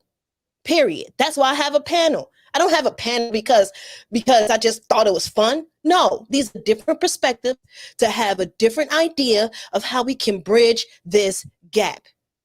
And some of these nuances are so unnecessary. Let's stick to what's the bigger picture. Our community looks like shit. Let's fix it. Can I let's say bridge something? these gaps and let's talk about what's necessary. Can I say something, Charae? Because you on fire right now. You know, you on fire. And what's so important? Oh, is we I'm can't hear sorry. you, OG. What? Go ahead, OG. We couldn't hear you. Go ahead. Oh, I'm so sorry. You know, listen, She was. and I'm gonna have to call a spade and a thing, right? I'm even seeing in these spaces from my elders that they are starting to get very cliquish, Yep. like we in high school or something. I'm starting to see that, and that for me is like really problematic because if we lead by example, why are we separating from certain younger generation that we supposed to be leading and teaching? What is that about? What example are we saying? Is it saying if you don't roll like this, then you can't be in my clique or you can't be down for this? Like, what we doing? Like I This that? I kind of want this to speak to that, go ahead. OG Patrice, because it's like, I think people don't really change. Like, even though we grow older, our instinctual things that we do don't really change. So forming groups of people who are similar in thought is what I think we do as human beings. And I think in the society that we're living in now, where um, people are starting we're heading towards a place where people are going to be interacting less with each other in a face to face and more in this world that they can create. Like, I don't know, it just seems like people, I don't know. I I guess what I was trying to say is, like, I think when you're talking about the cliques, or you seeing that your friends are forming cliques, like, people, that's kind of just like what we do, and we stick to what we know. And our bubbles get smaller as we get older because we found where our places or where we want to be, and we start to shut out those things that don't fit in your bubble. And I'm Let me not saying it's right, but I just think that's what humans do. and that's the fundamental building blocks for failure. Because the thing that I want you to do is, and this was what I said on the panel, was for a book that we talk about that is supposed to be given to us by white people, and it destroyed the black man. It sure talks a lot about black people in that book. The description of Christ is black, Moses is black, Songs of Solomon is black, the Jews is black. It sure says a lot about black people in historical documented facts for a book that's supposed to be given to white people. So all I'm saying to us is to read the book. Don't take my word for it. Open up the book. We all have phones, smartphones. We all have smartphones. Open it up and do the knowledge. Look for yourself. Don't let this man or this woman, whoever it may be, tell you what it is when you have access to it so that you can figure it out yourself. Because understand something, this is the beauty when we look at the service, right? Every person in the military knows 2 steps above him and 2 steps below him, just in case if that person above him gets shot, they can step into their position. See, in the black community, we want to hold that information for us, and we want to be that dude. We don't want no one else to know the information. We want to hold the key. And that's our problem. I don't want to be the only one holding the key, because guess what? What I'm doing may not be what I'm going to see in my lifetime. It may be in Traci's lifetime that she see it. When the black man back then, the black women were doing what they did in the civil rights movement, they knew that they weren't doing it for their lifetime. They knew that they were doing it for their children's lifetime and the things. And this is our problem. Our problem is cats want to be smart and don't even understand their ass from their elbows. But they want to act like they smart. And that's the problem. The problem is we think we're smart and we're actually stupid. We can't grow from people who think like us. You got to surround yourself with people better than you. And that's what's so important. You got to surround yourself with people that are better than you. Absolutely. You're continuously growing. If you surround yourself with 11 broke people, sooner or later you become the 12th. That's the math. You can't avoid that.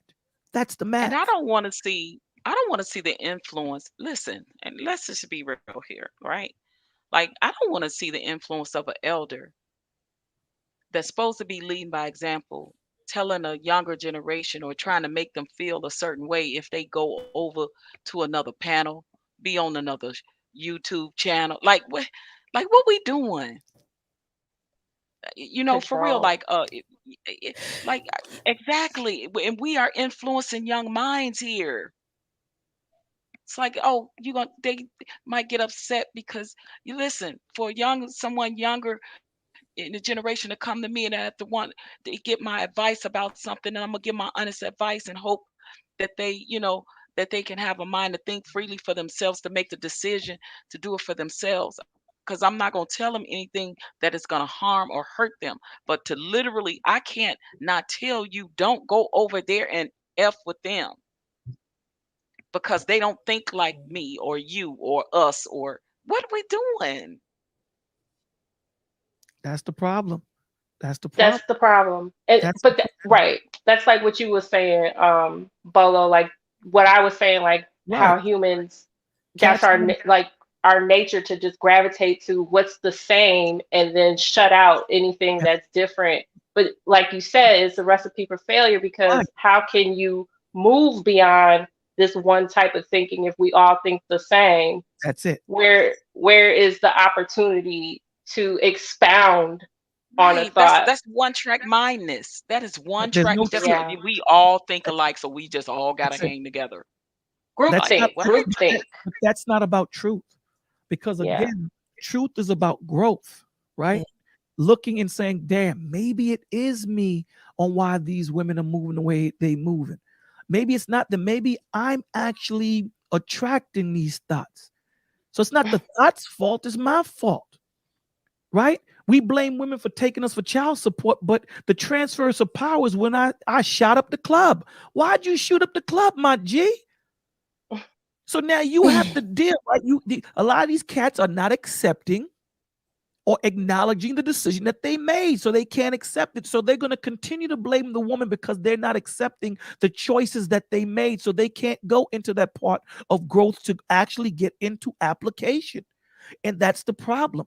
We're not taught in this world to actually look and say, what was your part in this? We like dealing with the branches instead of the damn root.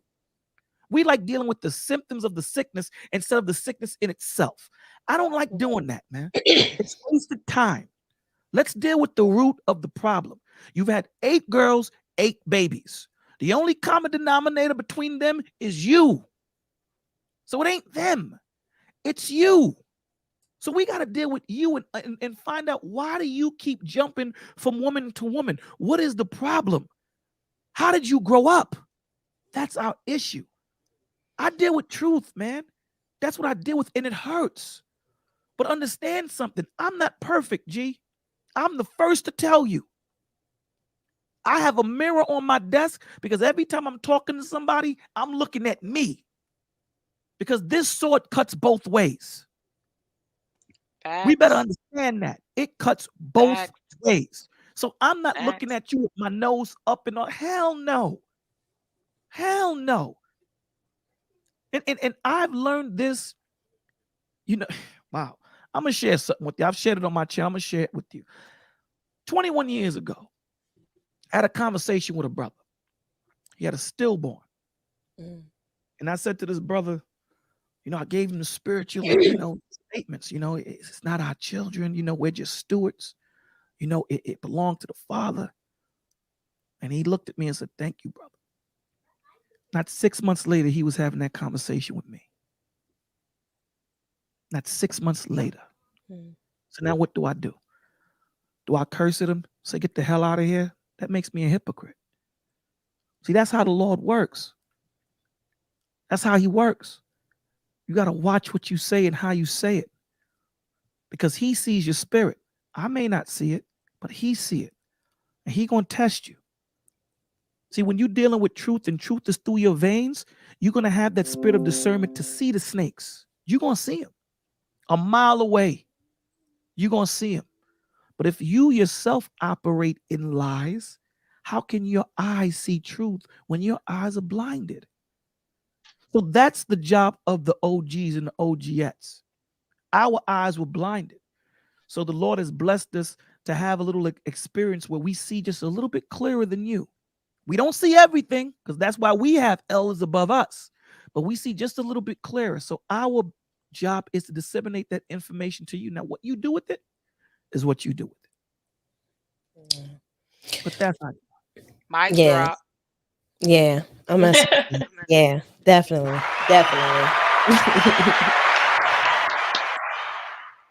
Now, I'm gonna just say this one last part, and then to sum up what everyone was speaking, it takes a village.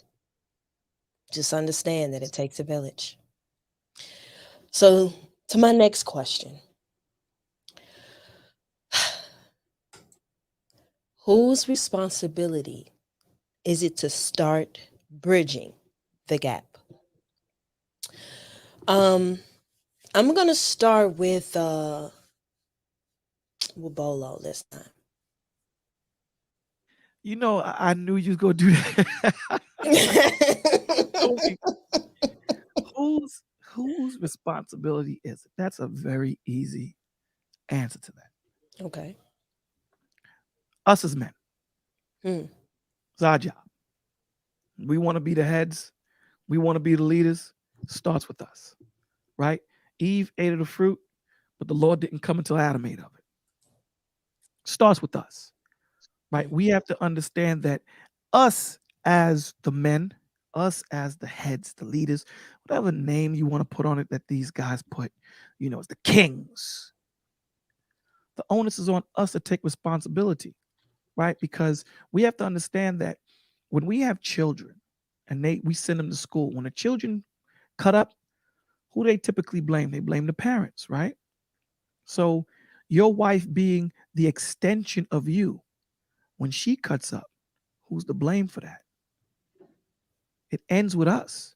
It starts with us, right? I'm going to ask the panel this question.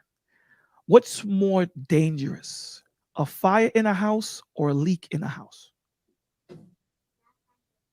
That's fire. Interesting. No, I don't think I want to answer that right away. No, you're going to answer it. Tracy said fire. I said I didn't want to answer it right away because I wanted to think about it. Okay. I want to say a leak. You say the leak. Okay. OG? I'm sorry. What was the question? I'm sorry. I was distracted. What is more dangerous in a house, the fire or a leak? That's a good question. I'm like Charae. Let me marinate. I would probably lean towards the leak. And I'm saying it reluctantly, but the leak. The leak. The leak. Okay, so Charae, why do you say leak?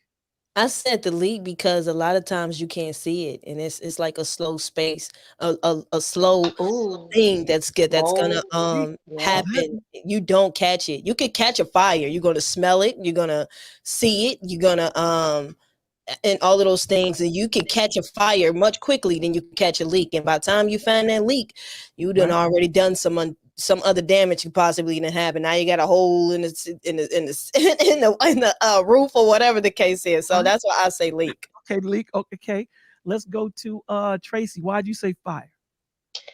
Because I'm just thinking of a fire just burning down the whole thing. Like a fire, is going to damage something once it starts. I mean, Charae brought up a good point. Like you can catch it, you can smell it, you could Right. maybe put it out before it consumes everything. But to me, I think a fire can do more damage Okay. more quickly to a house. Yeah. OG Patrice. I chose the leak because I think a leak is doesn't not always have to be seen. Like sort of like Sherelle. I'm sorry, Sherelle. I'm thinking Sherelle must be talking about me. I miss her. Sheree. Um, the leak is could be silent. You don't have to smell it, taste it, see it, and it can be more dangerous because I when I think about that, I think about uh, uh, like a gas leak or carbon monoxide, something you can't even smell, but it's so deadly. So Yeah, that's what mold and made stuff. me think of Yeah. that. So let me give you the answer. It's because Well, none hold of on what one second, Bolo, real quick. Before you do that, my you're. my my last guest is here, and I would love him to join the conversation Okay, and definitely. ask him the same question. Okay, and we could continue with the conversation because I want to see where you were going with it. I'm definitely rocking Okay. with you. I just want He's him to probably join gonna in. tell us both of us, all of us was wrong. Ain't no telling, but I definitely want to bring him up. So here we go. I want hell if I had to choose, but let's go. So my next guest, he's right on time actually because he's coming in with an interesting question. So this is a young man right here. If you guys notice, the idea was to bring a even panelist. I'm here just to moderate. I drop a little bit of what I'm thinking from what I'm receiving from the panelists because having a panelist is bringing these different perspectives and so that we can come to some conclusion, right? As OG Patrice always says, greetings and solutions. So I have OG Miss OG Patrice for the OG ladies. I got Bolo for the OG fellas. I got Traci for the young ladies. And now I have this young man that you guys know in this YouTube streets. He be dropping gems left, right, having dope conversations, letting people know that, hey, it's okay. You can still have faith in the youth.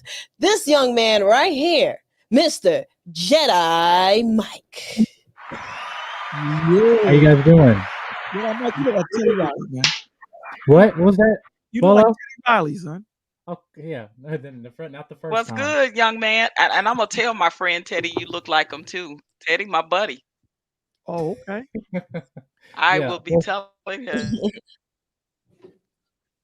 Yeah. First off, I just want to just say thank you guys for having me on the platform. I was supposed to come earlier. I literally got called from my job literally the last second, right? And it was a complete emergency, but I just make sure I didn't want to show up for my sis on this platform, everything, and contribute to the conversation. But yeah. So the question that I asked the panel is, what's more dangerous to a house, a fire or a leak? Your answer. A leak. In terms of a leak in what? In terms of many things, you can say Water. uh, you Water. say leaking water, maybe Yeah. that turns that cause bacteria, which then that then basically affects terms of the airways in the house, and then senses that basically um the effects in terms of the airflow, and that basically can in terms of harming the people living in the home. Also, is there a carbon dioxide leak, and then that basically where people are sleeping, and that's the easiest way to go out. The many things about that, and I think the thing about the leak is that it's so unseen to a point where it's not noticeable until the more it's almost too late to basically salvage it. The fire, you instantly, one, you can smell it, you can identify it, something's burning, and immediately, yeah, it's almost just like, yeah, I think it's more visible than a leak. So yeah, Okay, so you go with the leak. Okay, so here's yeah, the answer, right? So we're talking about a leak, water, right?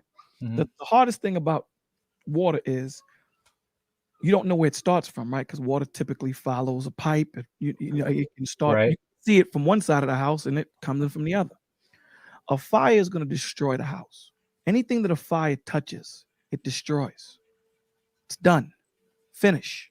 There's no recouping. I can always, if I catch it and do some remediation, I can save that house. Okay. When you're dealing with the fire, it destroys whatever it touches.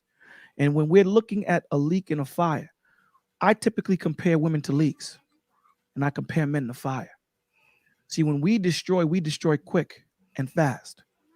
When women destroy, it takes a lot longer. Let me give you an example. When you have that hurt woman that is not dealing with a child's father, it takes time to destroy that child. It's not going to happen overnight. But that destruction that she does to that child, it's deep. But when you're talking about a man who goes into a home and destroys, he destroys it right then and there. So that's the reason why I say that the onus is on us, because we are the beginning and the end. It starts with us. It's going to end with us as men. If we're going to talk about being the king, if we're going to talk about, remember, women, there are no such things as queendoms. A woman become a queen, she has to marry a king. They're called kingdoms. Now with who was that Wonder Woman? They got the Amazon. Yeah, but Wonder Woman, that's, Vegetarian. yeah, but that's in the movies. So what I'm saying is, us as men, we're always saying that the woman got to submit, the woman got to do this, the woman got to do this. We have to give them a thing to submit to, right? When the scripture says a man findeth a wife, damn sure she better findeth a husband. It's reciprocal. So who is she submitting to? What is she submitting to? That's the question, right? Respond So when you're done. yeah, definitely. What we have to understand is my woman submits to something bigger than me, because who I represent is who she is submitting to, i.e., she submits to me through me representing him. So the bridging of the gap of fixing the family starts with the father, starts with the man. Mm-hmm. Yeah. Yeah. I agree with you. I also believe in terms of we talking about what they're submitting to, right? And you say bigger than yourself is right in terms of women need to be submitting to is a man's purpose, right? And is it his purpose greater enough for him to employ her, in terms of what he's trying to do in terms of leading and moving, the legacy of the family, right? Especially when you're talking about, I mentioned previously before about being men of consistency, being men of high character, because but the whole word submission is so it's so just a word that's so triggering to a lot of folks. But in simplest terms, submission is trust. Does a woman trust your purpose, right? And I mean, and I can say this even not from a macro sense in terms of you working as a building a business or moving forward, or just in a micro sense in terms of your morals and foundation, your goals you have in life. Like with my girl, right? Like a lot of things that I told her what I want to do, not just on as a content creator, but just in terms of my life, and that she had helped assist me, and I didn't have to ask her to. Like, no, she helped clean my studio. I didn't have to ask her to. She helped schedule things for me so I can be more organized when I was on the network and doing other things on other people's platform, as I'm getting ready to finish my last semester, right? And I think enough of that a lot of men today is like they keep claiming that we want women to submit, but it's like, who is she submitting to? Like I said, we bring the foundation for her to stand on, right? If there's nothing to stand on, then really, what's the point, right? Especially, we'd also talk about this thing about high value. I'll equate that it's not just about money, right? Because the Bible said that a woman of true character, she cannot be, her price is far above rubies. So just like, I think that a lot of guys just completely just dismiss that. Oh, well, if you just have a lot of money and therefore that's it. No, like even then with some man like myself, who I'm not a six-figure guy, but she knows my spending habits. She knows my habits in terms of my integrity is with money, right? Knowing that I'm going to know in terms of saving, how I'm investing to things I know is going to be building me in the long run, stuff like that. And I think that you're right. You want to have a woman to to have the proper attitude to be the helpmate to you. Then you also got to remember what the my favorite line from Remember the Titans: attitude reflects leadership, plain and simple. And let me add this to that, brother. Just because you're a high value man don't mean that you're a man of high value. And that's the point of making sure that you understand that when you are when us as men are in our focus, ladies, I don't need to ask my woman to submit because she's going to do it anyway because she's in her focus. Bingo. Direction. There's nothing that I have to say to her. Facts. Submit. I don't have to ask her. I don't have to ask. Never ask. If she's in like he just said, I didn't need to ask my woman to clean this, to do that, to do that. She's seen that who he represented was truth. Because again, like he said, the only man that demands obedience is our Father. Demands it. There is no ifs, ands, or but. Submission is trust. It's giving her a reason to want to give her submission to you. And when she sees what you are about and she sees you, she knows what her worth is. She's going to go demand her value. You're not going to ask her to do it. She's just going to click in. The same way when he sees her, she's not going to have to ask him to lead. He's going to click in, and together we click in to serve the Father. We got to start, and I like that. We got to start understanding You that see it? marriage is not about you and I. Marriage is bigger than us. Marriage is about us coming together to serve our Creator. And that's why a lot of marriages fail, because we make marriage about me and Charae. So when Charae does something off, I'm like, man, I'm out. See, our OG parents, the ones that had the 60 and 80 years together, you know what I'm saying? They realized that there was something bigger. They had a direction and intention. And no matter what they went through, they thugged it through. And that's the attitude we need to have, the patience we need to have, the focus we need to have, and the connection to the Father we need to have. So it starts with us. But you even said we're having the patient spirit is better than the proud spirit. I think a lot of us as black folks, we just get too damn prideful. I mean, that's it. We don't humble ourselves. And I think, and especially I as much as I come from my younger generation perspective, is that when we become too prideful to listen, when we're receiving wisdom from the elders, but also at the point that even in my youth, when I might be engaging in conversations, I don't come and act like I know better, but I just come and say, hey, I might know some truth. And some people might think because your age, I'm not going to receive it. Right. I'm only a vessel, like you mentioned. Like, I mean, I'm not, when I speak, Jedi Mike is not speaking, oh, this is Jedi Mike, look at him. Like, no. I'm only a vessel for me to be used, right? In terms of, hopefully, in terms of what I believe are my godly principles is that, and I don't want to say that stand on the pedestal of say, oh, this is what Jedi Mike thinks or whatever. No, this is what a vessel for the Lord to use me, right? And I think that a lot of times we get so caught up, especially between distinction was from intellect and wisdom, right? When we have these conversations, right? Because one time we can have intellect, which is the obtaining of knowledge, but then we lose in terms of wisdom when it's really the application of that knowledge, right? None of us want to apply the things that we're talking about, especially us as men in the manosphere space, right? Which, like, I agree with you, Bolo, about we talked previously before. But yeah. Chica made a statement. She says they call that conditional submission. What do you all say about that? Then that's not submission in the Most High. That's not, that's not submission. Because when I submit to the Lord, I submit to Him in all fashion. There's no, all of it. I give it all, through thick, thin, through smoke, through rain, through sleet, through hurricane. I'm obedient. So there is none. And again, like I said, when you have that man that's tapped in, and you see it, your job as women don't understand how powerful you guys are, man. Y'all don't understand how important you are too. When us as men fall, who do you think prays over him? Who do you think covers him? You. Who do you think is the strength in the home? You. This is our problem. We are crushing women to a point where they think that they're not important. Man, please. You are so important. We can't do this without you. This is a joint venture, the scripture says. We are joint heirs. That if I don't treat you right, my prayers get blocked. How about that? Scripture says that. Live with your wife in an understanding way, respecting her as the weaker vessel, and to understand that we are to pray that if we don't live with her and respect her that way, our prayers are hindered. That's how important you guys are. So when these dudes are trying to tell you that you're nothing, you're this, you're that, walk away from that dude, because that dude don't even know who he is. Walk away from him. Leave that man alone, because he is searching for who he is. That's the red flag. I don't care if he has a cute button nose. I don't care if he has a six-pack. I don't give a rat's ass. We need to stop falling for what we want and start going for what we need. Everything shiny ain't good. Remember that. Understand that how powerful the woman is, man. Understand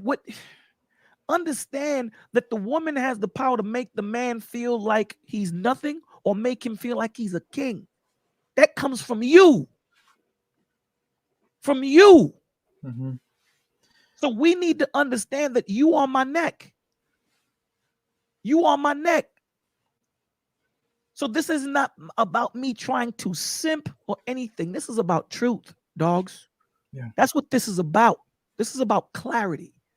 Mm-hmm. And a lot of the times when men get hurt, they need to build their ego up. And what they do is they stand on what they think is not as good as them.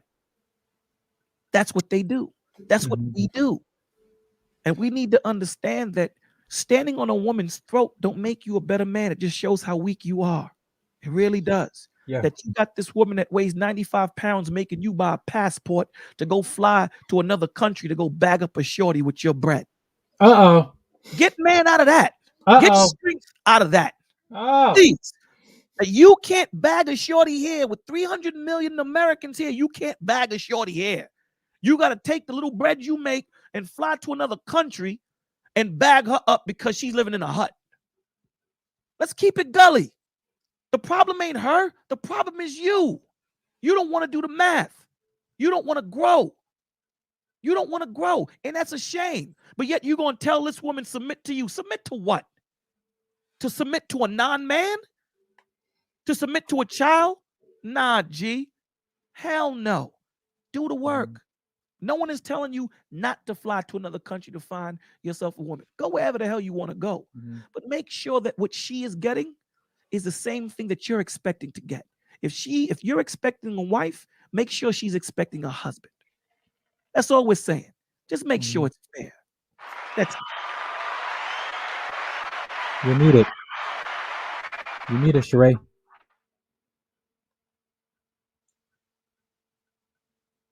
All I gotta say is what he said. What he said. Charae, we can't hear you. Yeah, you muted, Charae. Yeah, Now, you're muted. there we go. There we go. No, Okay. Mr. I'm sorry, Bolo. There's no applause. Let me bring it back. I'm sorry. Okay. So Bolo can go. So I want to bring it back to the topic at hand. Everything he said, I believe in. So so that's why I let him go. But it originated from my question right here. I ask, whose responsibility is it to start bridging? He said to start in, and it's where it led from. So if you came in the back end, he was given the reasons why it starts with the men. So I want to go. I started with Bolo as the first OG. Let's go to the next OG. OG Patrice, whose responsibility is it to start bridging the gap?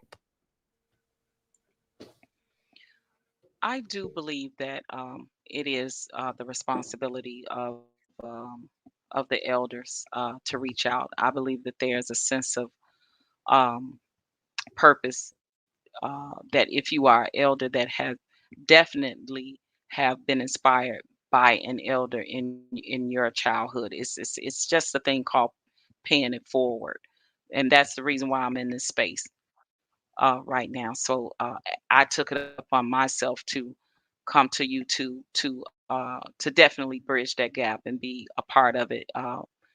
I also mentor in my community as well, and I volunteer for that. So I reached that olive branch out as well because I wanted to give back. And my only child, my son said to me, he was like, "Why are you doing that? You done raised me and da da da."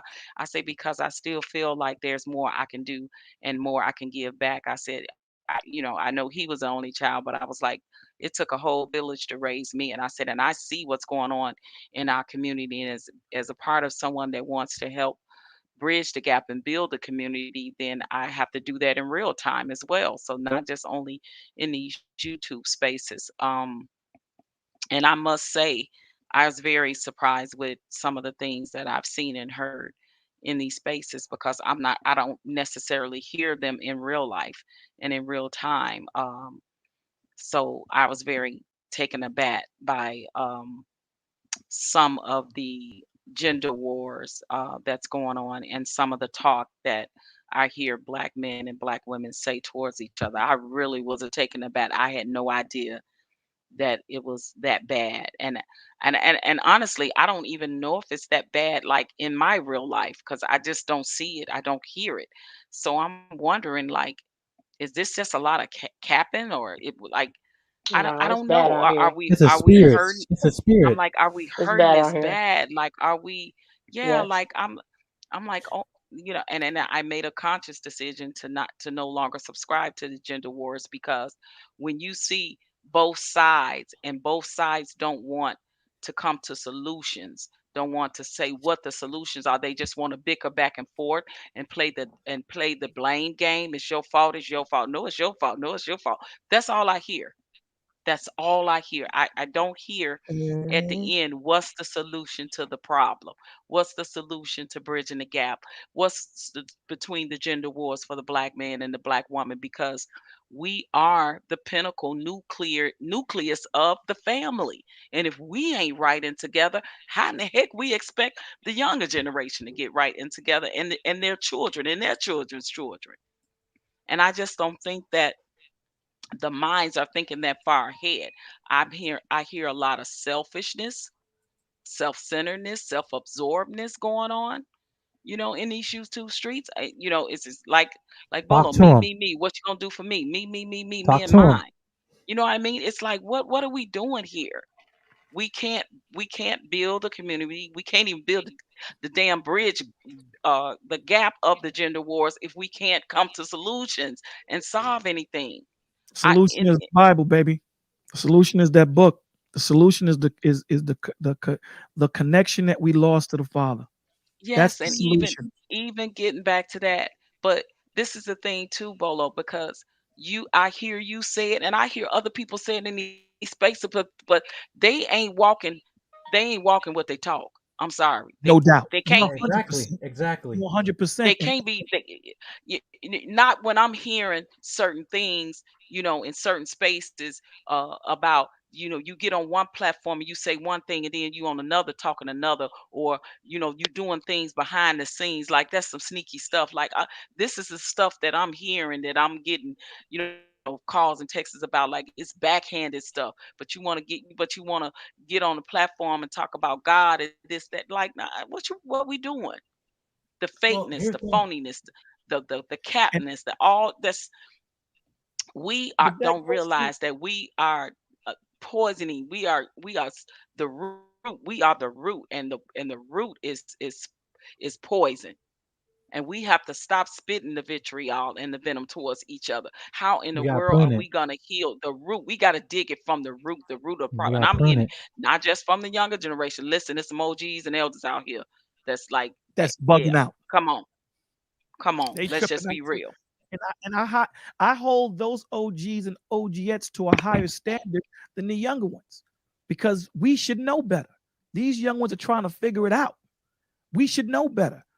We should be able to go into and here's the thing: when you see them dudes, and there's a particular when you see them dudes and those chicks that are Uh oh. operating in those My, spaces my What's up? that channel's are PG-13 at Bolo. Yeah, yeah, yeah, yeah. you Hold see up those now. dudes, when you see those dudes and those chicks operating out of order, you're supposed to check them there. That's why a lot of platforms don't want me on it, because I'm gonna call it. I don't give conflating answers. If you're gonna ask me, yes, no, nah, because you be tripping, you be bugging the hell out. You think you know something, you don't know a damn thing, and that's the problem. You come in here with these flashy clothes, the pink suit, and people, in this world gravitate towards it because they think you got it. But when they really sit down and hear you, you're a sounding brass. There's no bass to you. You're not saying nothing. But And listen, that's the brother job. Robo, and the other part of it, is that some of them you can't tell them nothing, because they think they know it all and they got all the answers. So at some point, it's like you're gonna have to walk away. But my problem is when I know they are influencing a multitude Oh, of there Oh you people go. yeah. in Come these on. spaces. They got large followings, and they influencing a multitude of the younger generation that's feeding into it. And guess what? If you keep saying a thing enough, you're gonna start to believe a thing. because that's just how our people are. We drink the Kool-Aid. We drink the Kool-Aid a lot. And I see a lot of the Kool-Aid being drunk in these spaces. That's the same thing that happened with Jim Jones. When you got the charismatic, and the people that followed him, you got the charismatic voice. And we need a thing. Black people need a thing. We need something. We need leaders. So we gonna follow the ones that's so charismatic, and they talk about a thing, and they'll give you one right thing but 10 wrong things. But we study over there drinking it every day, slowly poisoning ourselves.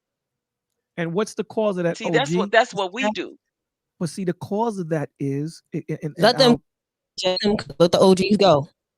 the cause of that is cats are not reading their book. That's the problem. Cats go to these churches, and all of them have a notebook in their hand and the Bible. You don't see none of them with it open. They're listening to this dude conflate and speak for 4 hours off of one sentence. And no one is asking, what are you talking about? So when these dudes are in these places speaking and they're jumping from platform to platform, yes, our job is to check them. But also, it's the job of the people that are following to understand what the hell this dude is talking about. It goes both ways. Now, we're going to do our job as elders and say, Duke, you full of garbage. You're full of it. And what you're doing is wrong. Because these young men and young women are searching for truth. You should point them to where truth is emanating from. Point them back to the Creator. That's where it starts from. That's where it emanates from. Let them get their own relationship with Him. But the We're thing just about that too, vessels. Brother That's, Bolo, you know yes, it's some non-believers. You know it is. hell yeah. It's some Listen, my it's job is not so my thing is, okay, so you a non-believer. Okay, cool. right. That's within your right and your thing. I'm not here to preach Christianity or no religion or faith or anything. I'm here to preach what's right and what's wrong, period. But here's the That problem with it. my thing, I want to say what's right and what's wrong. But And what here's you the problem saying, with that, you know what, OG. if I can't go to my OG, my fellow peer, if I can't go to that younger generation and say, okay, it, regardless, you know right and you know wrong. And left is wrong, and right is right. So this is how I resolve that without bringing that in to somebody that's a non-believer. So you got But to this find is the, another route, because you can't I tell got them to you. go to the book. You know what I'm saying? Well, definitely. This is what, you have to know the person that you're speaking to so that you can give them the answer that they need to hear, right? Not want to hear, the answer they need to hear. So the way I'm going to give it to you is not going to be the way I give it to Charae, or I give it to Traci, or I give it to Jedi. It's going to be different. It's going to be the same answer, but I'm going to fashion it so that you can understand. And here's the thing, right? We have to understand that everybody in their mind has their own idea of what they think right is. Everybody, right? So that dude that's selling drugs is thinking that what he's doing is right because it's putting food on his family's table. He's not caring about the destruction that he's doing to the community. So in his mind, he's seeing what's right. There has to be something that we go to that holds us accountable and responsible for everything that is bigger than man. That is bigger than man. Because man will always conflate something to fit what he wants it to fit. Period. That's how man made religion. And I'm not a religious dude. You've never heard me kick religion. Never, and never will. I kick the book. Period. That's the foundation. Read the book. That's the point. Open it up and read it. And now I'll have a conversation with someone that says, I don't believe this, I don't believe that. Well, okay, let's go through it. Let's sit down and have a conversation, because I'm open to the possibility that I could be wrong. So we're gonna have this conversation between brothers. There is no anger, there is no malice, there is no strife. This is love. That's what it is. Right, This Brother is about Bolo. love. Let me. You're right. Let me just clear something up too, because over the top just said something to me in the chat that made sense. She's right. I know a lot of the younger generation might not know the Jim Jones I'm talking about, but the gym. I'm not talking about the rapper. I'm I just want to be clear. I'm not talking about the rapper. I'm talking about the reverend pastor When they leader had all the people of killed a in, I faith believe that it was, had all those followers. They followed him, right. and he poisoned them. They poisoned self-deletion by way of drinking Kool-Aid. So when you And hear how did he do that? How did he do that, OG? So, oh The man, people she's not. right, the people didn't read. How do all these leaders, how yeah, do all these leaders take over these people? By telling them you don't have to read, believe on me. Believe on me. When Christ tells you, read the book, study to show thyself approved. That's how all these leaders, they tell you to take your eye off God and put it on me. That's how all these leaders take over. Check it. All of them take over by them telling you, they push that spirit of fear, and they tell you, I got the answer. Nah, don't worry about what you're thinking. Don't read nothing. Just listen to me. And like you said, they're charismatic. They know how to move the crowd, and everyone stays on them. And that's the point. Everyone, like Lyric just said, everyone manipulates the word. But if you read it your damn self, you can sit there and say, hold on, Charae. You said something. Like everyone reads the scripture and says, for the money is the root of all evil. That's the quote. We all heard it, right? Everyone's but heard it. we know that a lot of But we people know it's the don't want to love of read, just money like a that's lot of the people root. in these YouTube streets, Brother Bolo. They'll hear somebody on these panels say something and they won't fact check them or ask them about receipts. They'll just believe it. That's the influence that a lot of And that's these the point. people on in these platforms have, and that's the part that now we got to take onus on ourselves. If you are not fact checking, if you're not asking for receipts, if you're not questioning anything, then that onus is going to be on you as well You're for being led 100. astray. So Yes. you guys, I let you guys cook for a minute because for those that need to hear it, I definitely wanted them to be able to hear you guys. You guys know my stance is what whoever you can reach, or whoever you are for, you are going to be for. So I'm glad that you even mentioned Bolo, that hey, if I know who I'm speaking to, I'm gonna make sure I talk to them in a way where they can receive the information that they may necessarily need from me by understanding who I'm speaking to. So I'm gonna go to Jedi Mike. Traci had to do something. She has some family matters to go take care of, so she's no longer with us in the panel. If you would like to go to her channel, I have a YouTube channel up there, I have her podcast, and I have her Instagram in the description. Go support my sis, Traci. This was last minute for her to even come up. So the fact that she made the decision today to say, hey, I'm coming up here to support you, I want to show her much love. Though she's not here, hopefully she sees or hears this. Much love to you, Miss Much Traci. love, Thank you for Tracy. being Pleasure here, meeting you. blessing us with your presence. I want to thank you. And everyone, please go in the description. I have her channels and her platforms in the description, her IG, her podcast, and her YouTube channel. So please go support my sis Traci. Now to Jedi Mike. Whose responsibility is it to start bridging the gap? So, are you saying responsibility between the older generation and my generation? That's what you're asking me. Whoever you see fit. Okay. Whoever you Well, see fit. How do you see it? You can answer it that way as well if you would like to. If you would like to, because Bolo said the men. He didn't even say which generation. He said the men. yeah. So what's your answer? I said I agree with him. Because when you asked that question, I poked to myself, and I apologize to Bolo and Patrice if I interjected in the conversation. I know you guys were cooking. Um, but when I was like listening to you guys, there's a lot of things I know that a lot of things people can get misconstrued. At least in my youth, when things that you were saying, because they just want to take things what you say for face value, and you're absolutely right. We don't read anymore. We don't like having a more like provoking and accountable conversations, and I'll put myself. I mean, I just do it. I'll just put myself on the chopping block for on this. As someone who's on my name is out there now more, and I'm on different platforms and network. And I'll go to you, Bolo. Like when I came to your live stream was like 2 or 3 o'clock in the morning. What did I do? I just tell you what's going on, right? And I said I want you to hold me, you and Anthony hold me accountable. Why, right? Because so much that we can be environments, be influenced by just the narrative or the culture that might be in terms of the whole gender infinity war that OG Patrice was talking about, how she had to remove herself from it, right? And for me, I don't want to lose my frame and what I stand on, right? And I hopefully that I've established not only a name for myself, but people just know me just of my character, but more importantly, just my consistency throughout different platforms.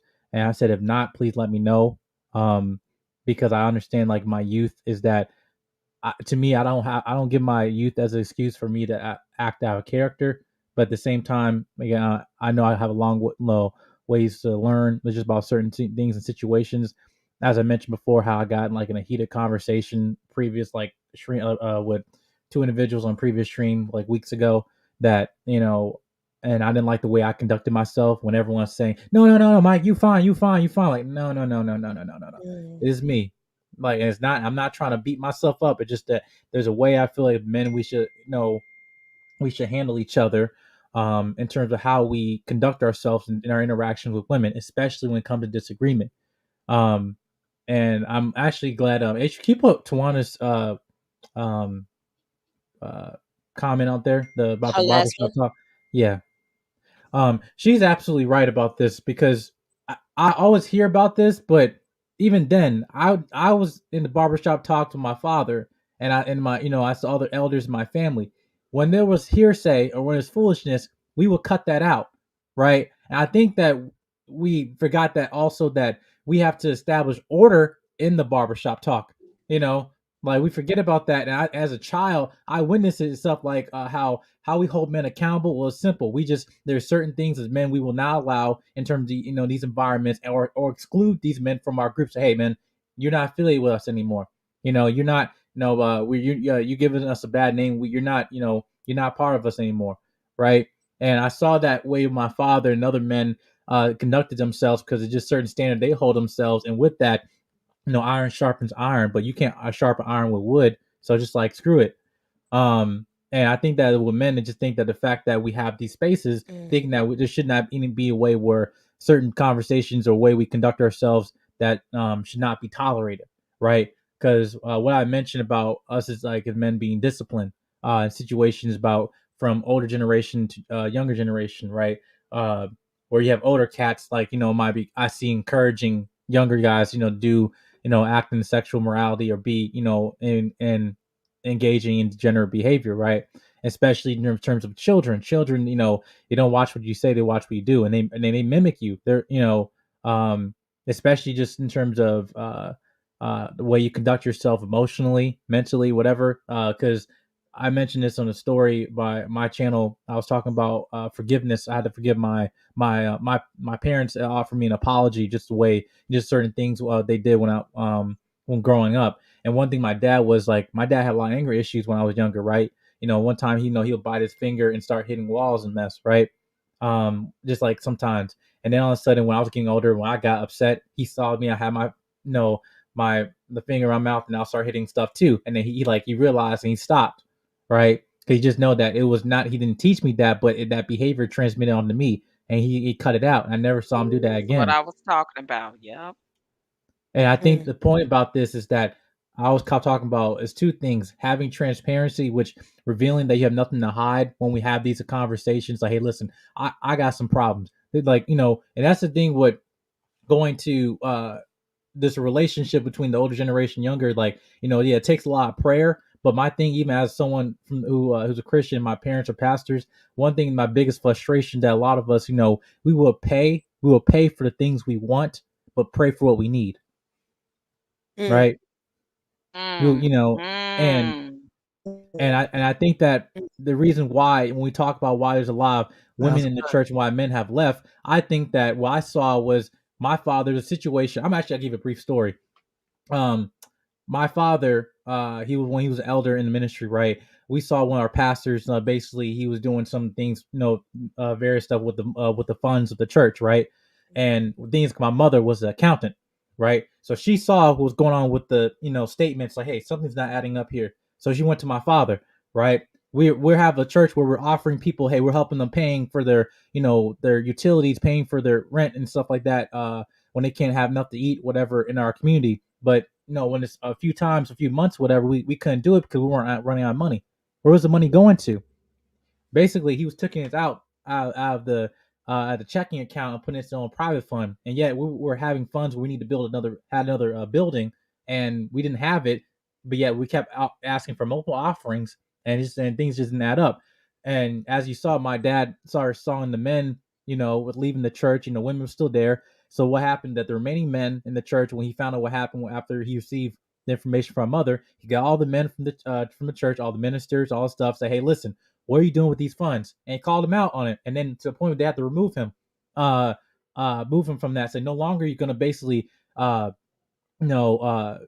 be wolf in sheep clothing, a false prophet to our people and it's our community. And that's why I think that men, we have to do more. Until we keep talking about holding, men accountable, we have to hold the church accountable. And I think, and men have to come do that, where they have to come and say, listen, you ain't gonna be trying to give this prosperity gospel and keep ripping off our women in our community, right?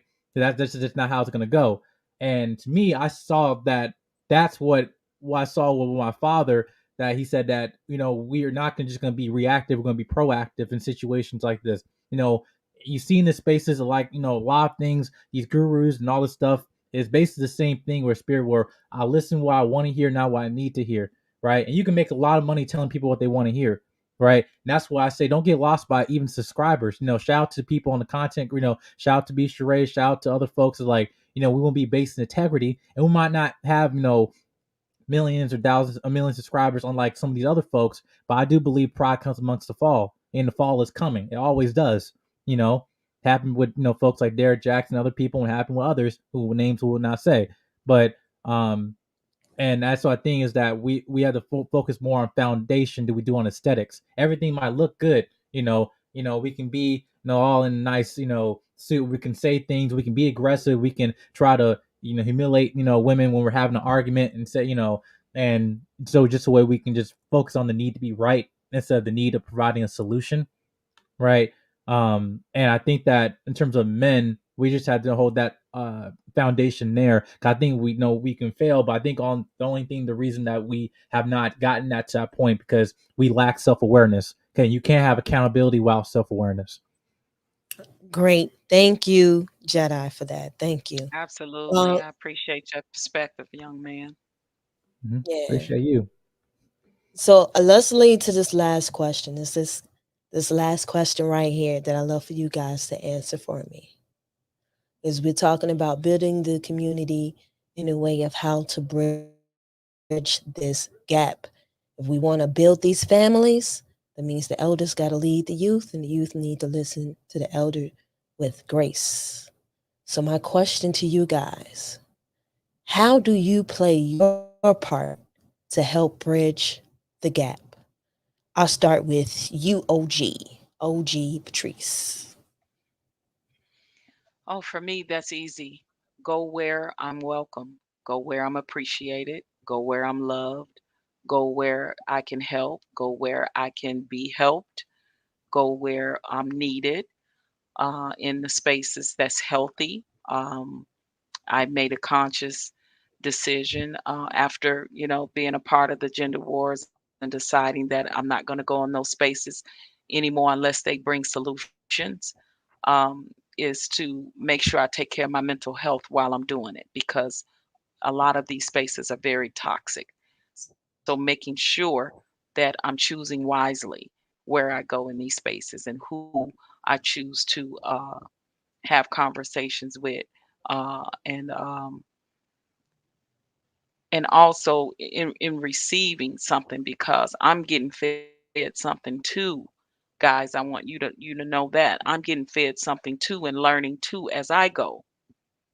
I learned so many different things and different perspectives and views and opinions of the younger generation. I'm so appreciative of it because I can take them out in the real world for real, and it helps me relate to the younger generation that I'm mentoring out in these real spaces.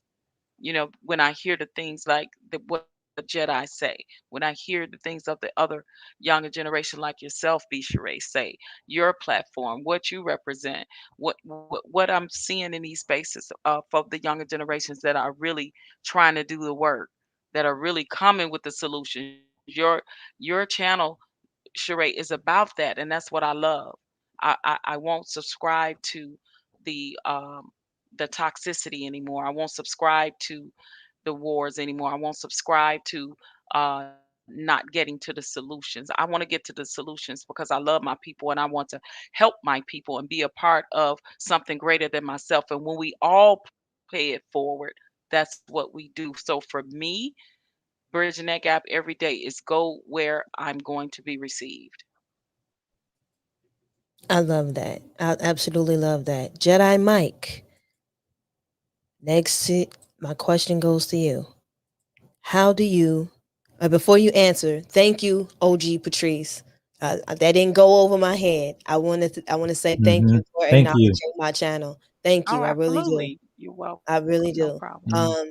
I think that part of the reason that a large part of the reason is because I see what's around me, So um and I love that every time you come in the chat, you come in saying greetings and solutions. Because a lot of us are having I conversations say and there's a lot of salutations. I say Salutation. salutations, but okay. solutions is a good one too. Solutions, I want Okay. solutions. That's the bottom line. Solutions. I did, right, right. Maybe I'm Mhm. seeing what I'm hoping for because that's what I want, right? Exactly. So I'm seeing what I want, right? Sometimes, but however,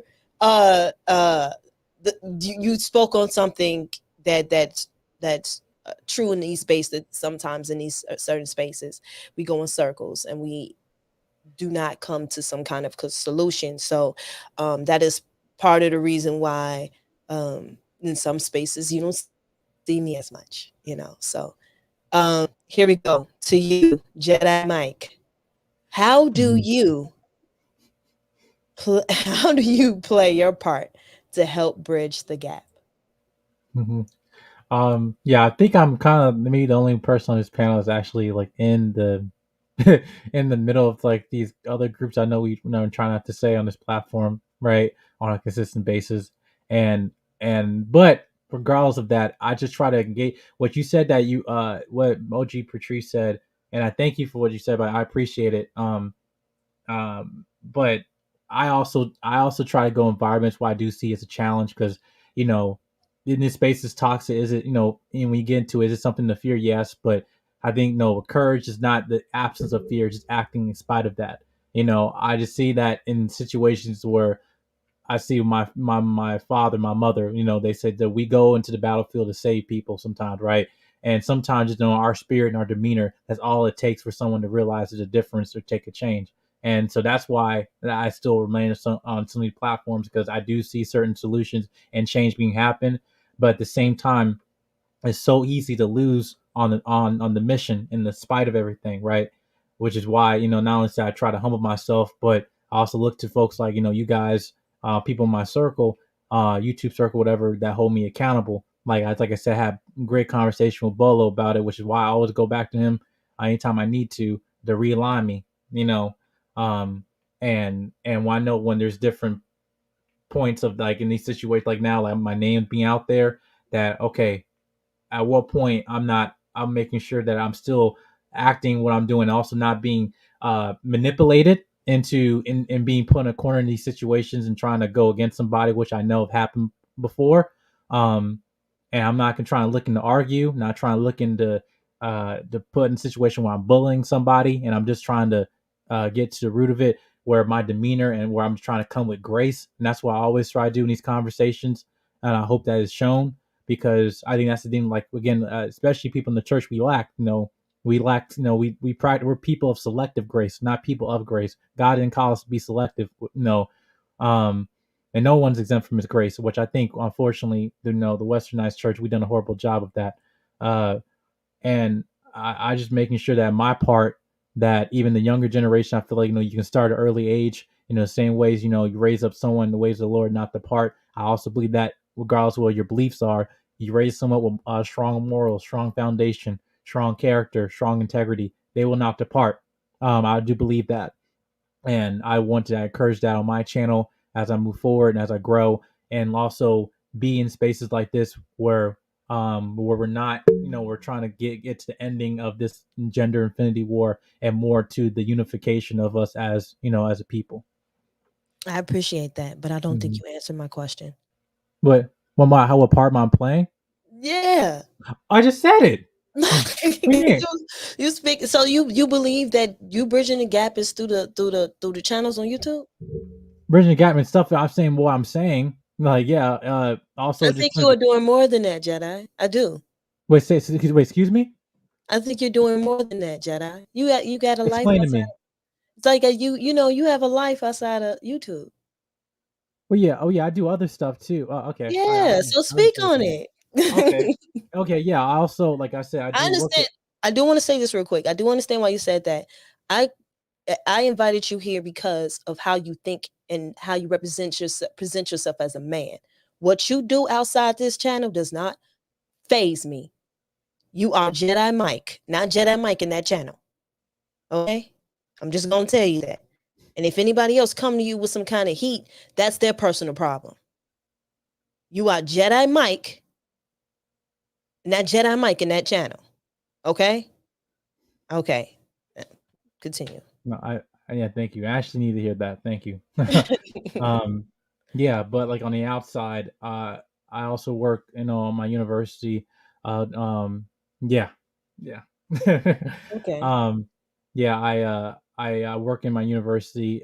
In terms of Black Male Initiative, is an organization I do where we try to bring more opportunities to people on a PYI, predominantly white institution, and then also we have spaces like this where we have the whole thing of being brother's keeper, and being spaces where I want to try to destroy the stigma of just the Black male and our image and what we are, what narrative, what society perpetuate in terms of who we are and our roots, which is men of professionalism and being leaders. And I also do this and also work in ministry as well. And also just make sure that while I'm teaching, that I'm leading by example, and also being transparent with my shortcomings, being fully transparent. I'll tell you, I'm open book, and I share everything. 'Cause I think the easy way to learn for someone to learn is also to be transparent. Like, hey, listen, I have these shortcomings, and I'll fall short just as you are currently right now.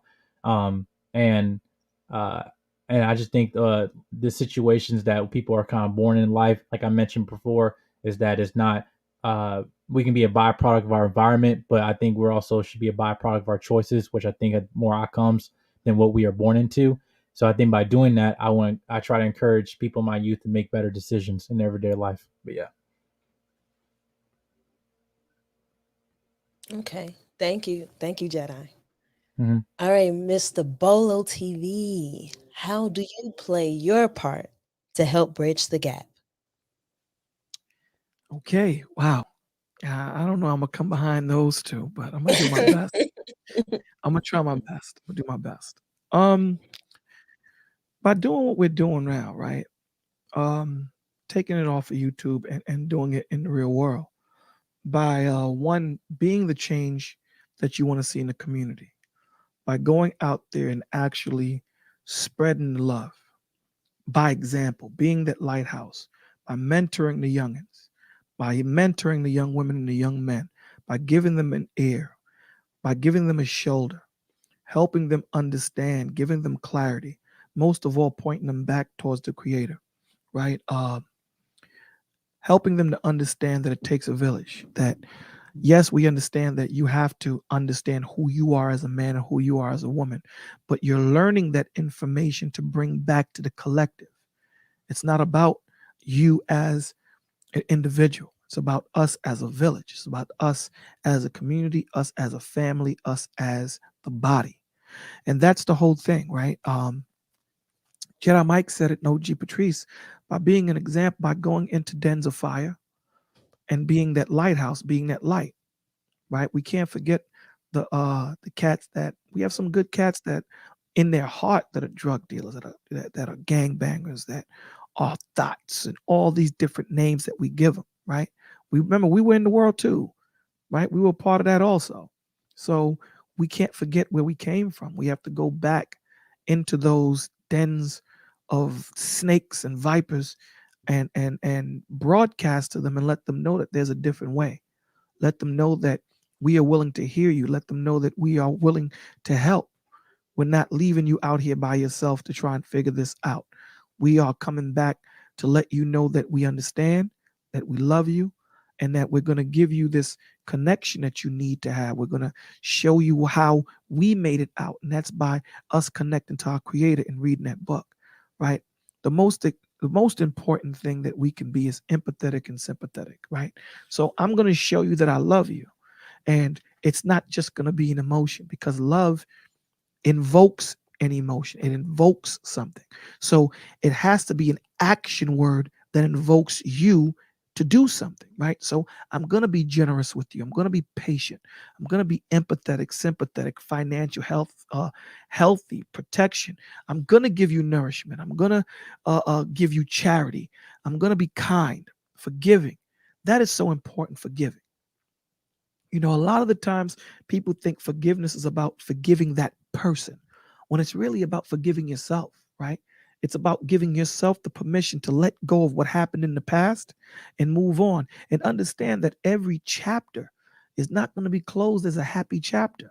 But the most important thing of that is what you learn from it, that you take and add it to you and grow you, so that you can go into the next chapter with that information from the previous, right? So we don't want to skip chapters. So the way we bridge the gap is by listening to the youths, hearing them, going into the inner cities. And this is not just about Black, because this thing is hitting everybody.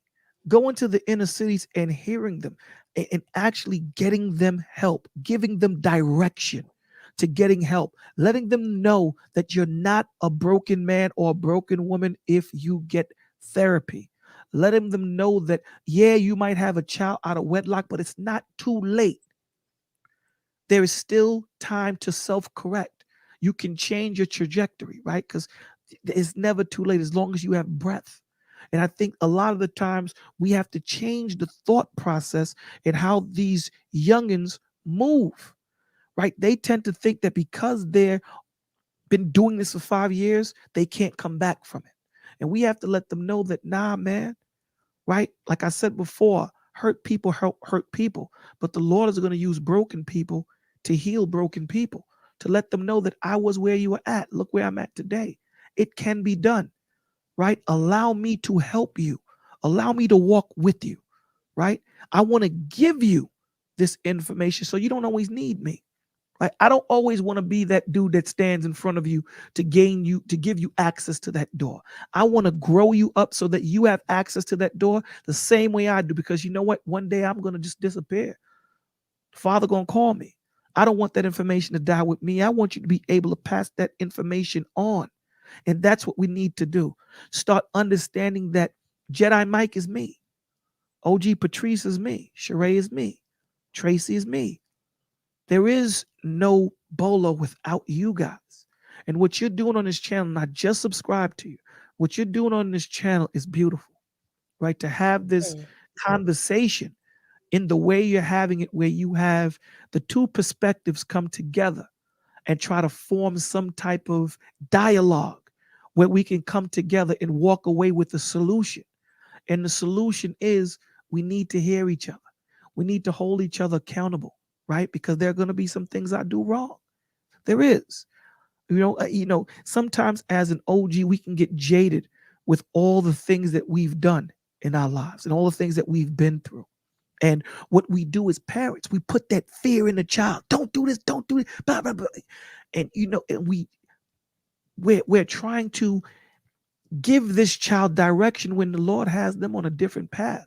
So the best thing that we can do is give them that information, give them the tools, set up the environment so that they can learn in a cohesive environment, learn everything that they need to learn, give them truth, give them understanding, give them logic, and most of all, give them create that relationship with the Father so that when they go into the world, they have everything that they need to function. They have everything, right?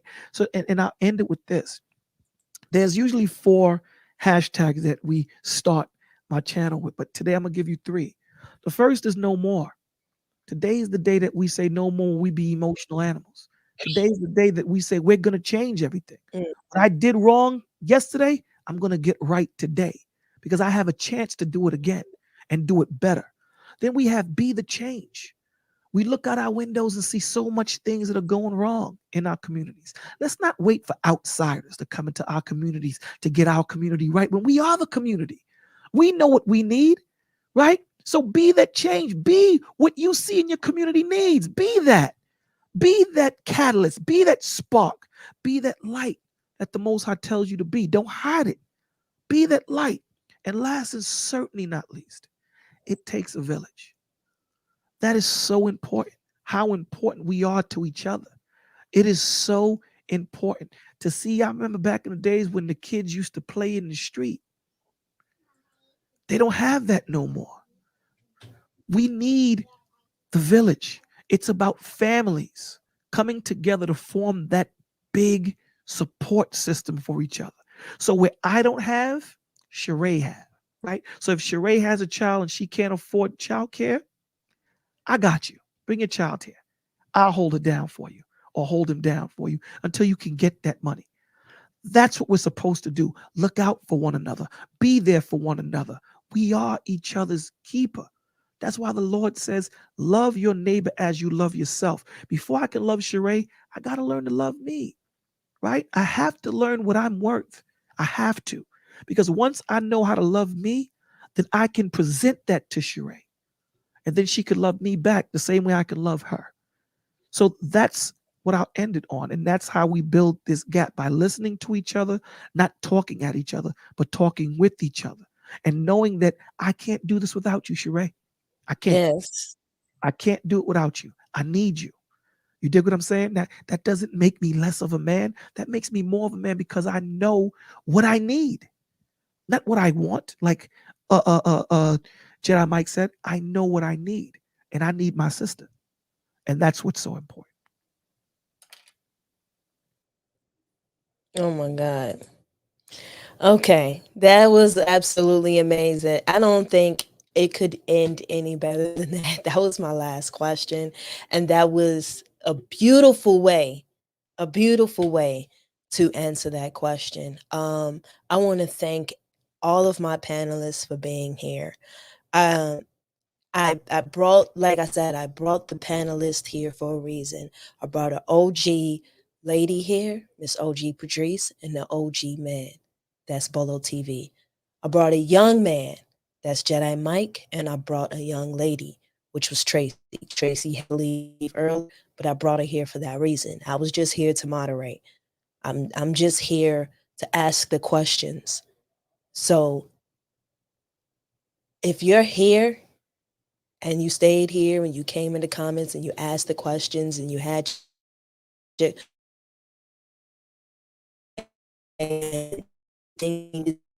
that means that you are looking to bridge the gap as well. You wouldn't be here if you didn't want to ask, if you weren't at least curious to find out where possibly we can come to these solutions. I ask these questions for a reason. These questions were asked because a lot of us ask them in private. A lot of us are angry at the elders, are angry at the youth in private. And it needs to come forth because I can't ask you any questions and get any answers if I don't ask you straight up. Sometimes we have to face these things. We have to face these things head on, 100%. So I'm gonna give everybody a proper love. Thank you, OG Patrice. Make sure you guys continue to show some love to my OG Patrice. She does not have a channel, though she is here making sure that we act right. I see you, Auntie. It's all good. Give my love to my OG Patrice. Thank you. You're I welcome. appreciate you. Thank you for again Thank, inviting me thank, and thank, just thinking thank. that I can bring some value to this space. I appreciate you. I appreciate the chat. Thank you so much, and shout out to the panel as well. Yes. I want to give a big shout out.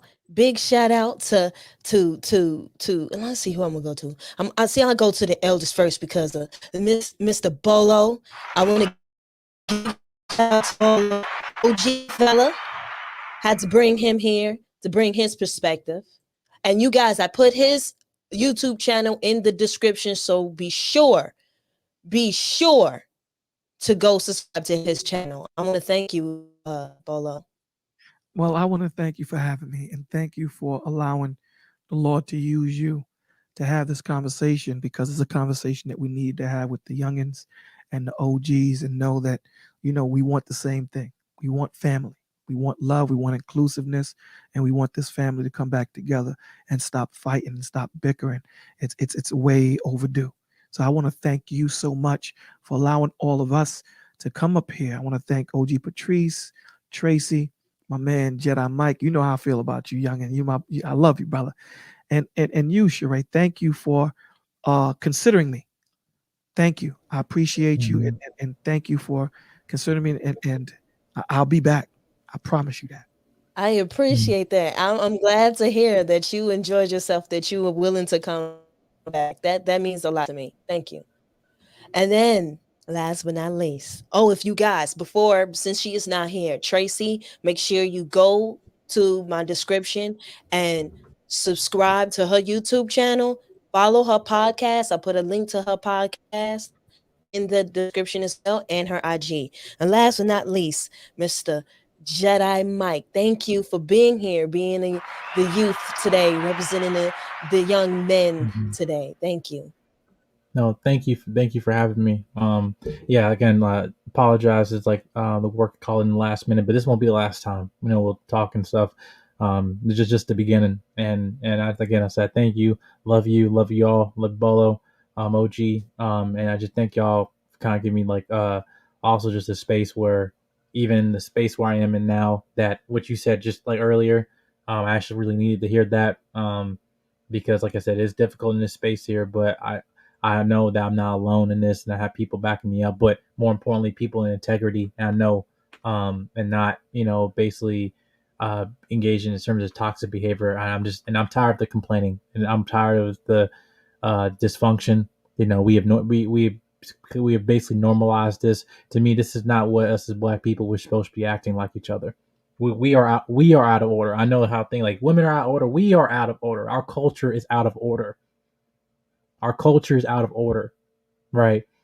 And I said, and once I say on both sides, we just can't wait the other. Enough is enough, right? And like I said, and even though we say providing solutions, it's just time to get to work. That's all I gotta say. All right. Thank you guys. I'm gonna go close out let you guys down so I can close out the show. But I have to give you guys your props. Be sure I put down a link for Bolo and Jedi's YouTube channel. I'm gonna put in Traci's as well. Put in her YouTube channel. And if anything I miss, is definitely in the description.